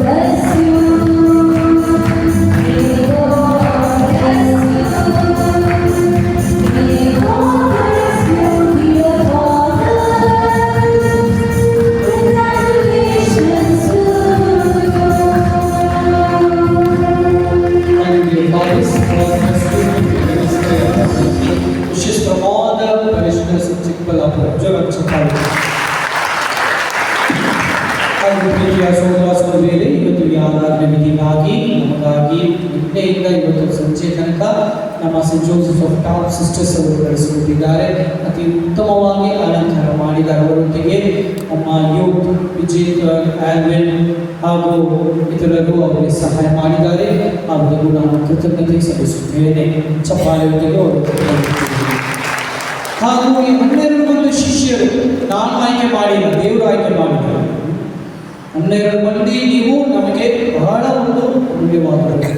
ಎಲ್ಲ ಹಿರಿಯರು ನಿಮ್ಮ ಆಶೀರ್ವಾದ ನಮಗೆ ಬೇಕಾಗಿತ್ತು. ದೇವರು ನಿಮ್ಮನ್ನು ಆಯ್ಕೆ ಮಾಡಿ ಅದನ್ನು ಒಪ್ಪಿಕೊಂಡಿದ್ದಕ್ಕಾಗಿ ನಿಮಗೆ ಕೂಡ ನಾನು ಕೃತಜ್ಞತೆ ಸಲ್ಲಿಸುತ್ತೇನೆ. ದೇವರು ನಿಮ್ಮನ್ನು ಆಶೀರ್ವದಿಸಲಿ. ಹಾಗೂ ಪ್ರೀತಿಯ ಸಹೋದರ ಸಹೋದರಿ, ಈಗ ಇನ್ನು ನಮಗೆ ಈಸ್ಟರ್ ಬಂದಿಲ್ಲ. ಸ್ವಲ್ಪ ಜನ ಆಲ್ರೆಡಿ ಈಸ್ಟರ್ ಮೂಡ್ ಮೇಲೆ ಬಂದಿದ್ದು, ಈಸ್ಟರ್ ಬಂದಿಲ್ಲ. ಈಗಿನಿಂದ ಯೇಸುವಿನ ಯಾತ್ರೆಯಲ್ಲಿ ನಾವು ಭಾಗವಹಿಸಬೇಕು. ಆದ್ದರಿಂದ ನಾಳೆ ಬೆಳಗ್ಗೆ 10 ಶಿಲುಬೆಯಾದಿ ಇರುತ್ತದೆ. ಸರಿಯಾಗಿ 10 ನಾವು ಆರಂಭ ಮಾಡುತ್ತೇವೆ. ಹೊರಗಡೆ ಇರುತ್ತದೆ ಶಿಲುಬೆಯಾದಿ. ಈ ವರ್ಷ ನಾನು ನಮ್ಮ ಲಿಟರ್ಜಿ ಕಮಿಷನ್ ಪ್ಯಾರಿಷ್ ಕೌನ್ಸಿಲ್ ಹೇಳಿದ್ದೇನೆಂದರೆ, ಪ್ರತಿಯೊಂದು ದಂಪತಿಗಳು ಶಿಲುಬೆ ಎತ್ತಬೇಕು. ಹಸ್ಬೆಂಡ್ ಆ್ಯಂಡ್ ವೈಫ್, ಗಂಡ ಹೆಂಡತಿ ಒಂದೊಂದು ಸ್ಥಳ ಅವರು ಶಿಲ್ಪಿ ಹುಟ್ಟಬೇಕು. ಆದ್ದರಿಂದ ಒಂದೊಂದು ಝೋನಿಂದ 3 ಮಂದಿ ದಂಪತಿಗಳನ್ನು ನಾವು ಸೆಲೆಕ್ಟ್ ಮಾಡಿದ್ದೀವಿ. ಲೀಡರ್ಸ್ ಸೆಲೆಕ್ಟ್ ಮಾಡಿದ್ದಾರೆ. ಯಾರಂತ ನಿಮಗೆಲ್ಲ ಗೊತ್ತಿದೆ. ಇಲ್ಲ ನಮ್ಮ ಗಂಡ ಬರೋಕ್ಕಾಗಿಲ್ಲ, ಅವತ್ತು ಕೆಲಸ ಇದೆ ಅಂದರೆ ಅವರ ಕುಟುಂಬದಲ್ಲಿ ಇರುವ ಮಕ್ಕಳು ಬಂದು ಯಾರಾದರೂ ಆ ಶಿಲುಬೆಯನ್ನು ಹುಟ್ಟಬೇಕು. ಸರಿನಾ? ಯೇಸು ಸ್ವಾಮಿಗೆ ಸಹಾಯ ಮಾಡಿ. ಆದ್ದರಿಂದ ಆಯ್ಕೆ ಮಾಡಿದವರು ಸರಿಯಾಗಿ ನೀವು 10 ಗಂಟೆಗೆ ಬಂದ್ಬಿಡಿ. 10:15 ಬಂದರೆ ನಿಮ್ಮ ಶಿಲುಬೆ ಹೊರಟೋಗ್ತದೆ. ಸೊ 10 ಗಂಟೆಗೆ ಸರಿಯಾಗಿ ಬಂದು ಅಲ್ಲಿ ಹಾಜರಾಗಬೇಕಾಗಿ, ಯಾರ್ಯಾರಿಗೆ ನಾವು ಕೊಟ್ಟಿದ್ದೀವೋ ಆಯ್ಕೆ ಮಾಡಿರುವವರು ಮುಂದೆ ಬರಬೇಕಾಗಿ ನಮಗೆ ವಿನಂತಿಸಿಕೊಳ್ಳುತ್ತೇನೆ. ಎರಡನೆಯ ವಿಷಯವಾಗಿ ಒಂದು ವಿಷಯ, ಸ್ವಲ್ಪ ಜನ ನಮಗೆ ಕೇಳಿದ್ರು, ಫಾದರ್ ಈ 3 ದಿನಗಳಲ್ಲಿ ನಾವು ಕೊಡುಗೆಗಳನ್ನು ಕೊಡಬಹುದಾ? ಇಂಟೆನ್ಷನ್ಸ್ ಕೊಡೋದಿಲ್ಲ, ಧರ್ಮಸಭೆಯನ್ನು ಕೊಡುವುದಿಲ್ಲ. ಈಸ್ಟರ್ ಬೆಳಿಗ್ಗೆ ಬರೀ ಪೂಜೆಗೆ ನಿಮ್ಮ ಕೊಡುಗೆಗಳು ಇಂಟೆನ್ಷನ್ಸ್ ನೀವು ಕೊಡಬಹುದು. ಕೊನೆಯದಾಗಿ ಆತ್ಮೀಯ ಸಹೋದರ ಸಹೋದರಿ, ಸಹಕರಿಸಿದ ಪ್ರತಿಯೊಬ್ಬರಿಗೆ ಕೃತಜ್ಞತೆಗಳು.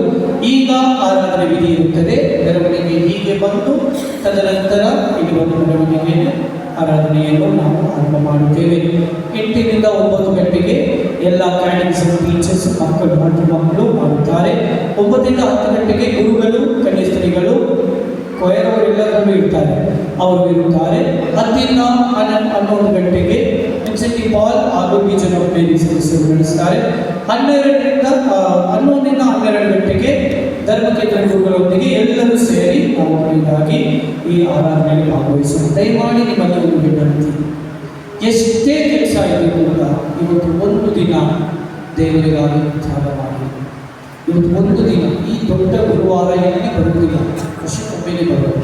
ಆದುದರಿಂದ ಮುಗಿಸಿಕೊಂಡು ಹೋಗಿ ಮನೆಗೆ ಹೋಗಿ ಬರುವರು ಎಲ್ಲ ಈಶ್ವರ ಬಿಟ್ಬಿಟ್ಟು ಹೋಗ್ಬಿಡ್ಬೇಕು.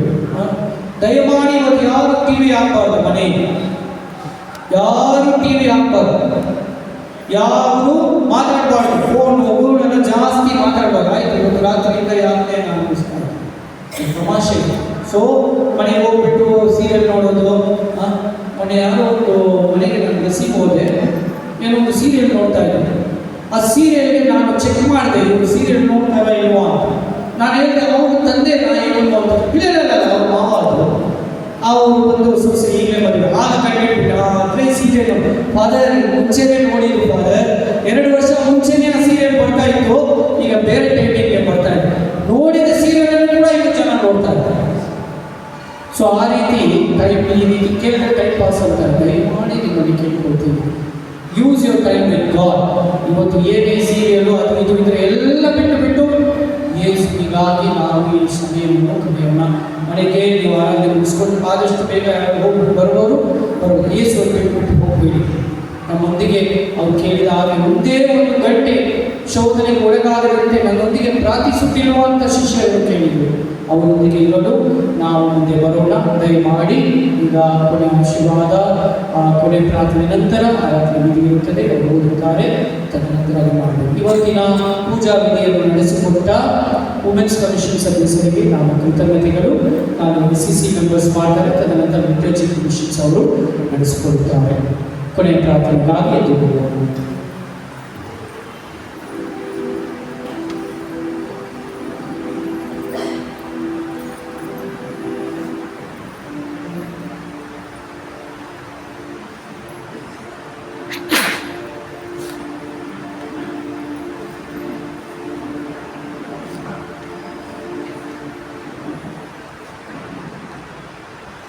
ಪ್ರಾರ್ಥಿಸೋಣ.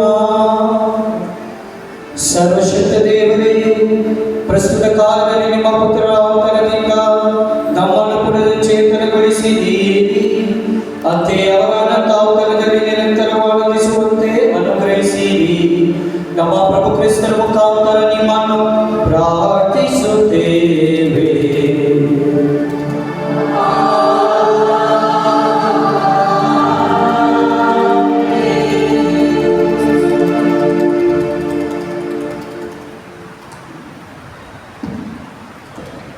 ಕೊನೆಯ ಭಾಗ ಪರಮಪ್ರಸಾದದ ಪ್ರತಿಷ್ಠಾಪನೆ ಮತ್ತು ಆರಾಧನೆ.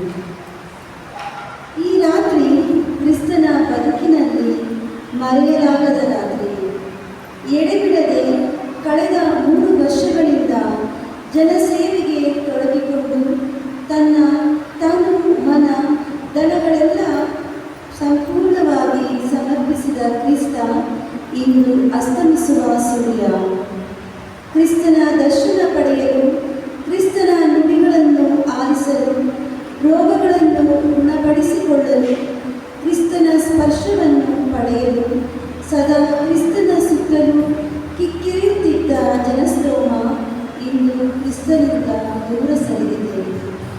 ಕ್ರಿಸ್ತನನ್ನು ಆಳವಾಗಿ ಅರಿತವರು, ಕ್ರಿಸ್ತನಿಗೆ ಸದಾ ಆಪ್ತರಾಗಿ ಹತ್ತಿರವಿದ್ದ ಶಿಷ್ಯರೂ ಸಹ ದೂರ ಸರಿದಿದ್ದಾರೆ.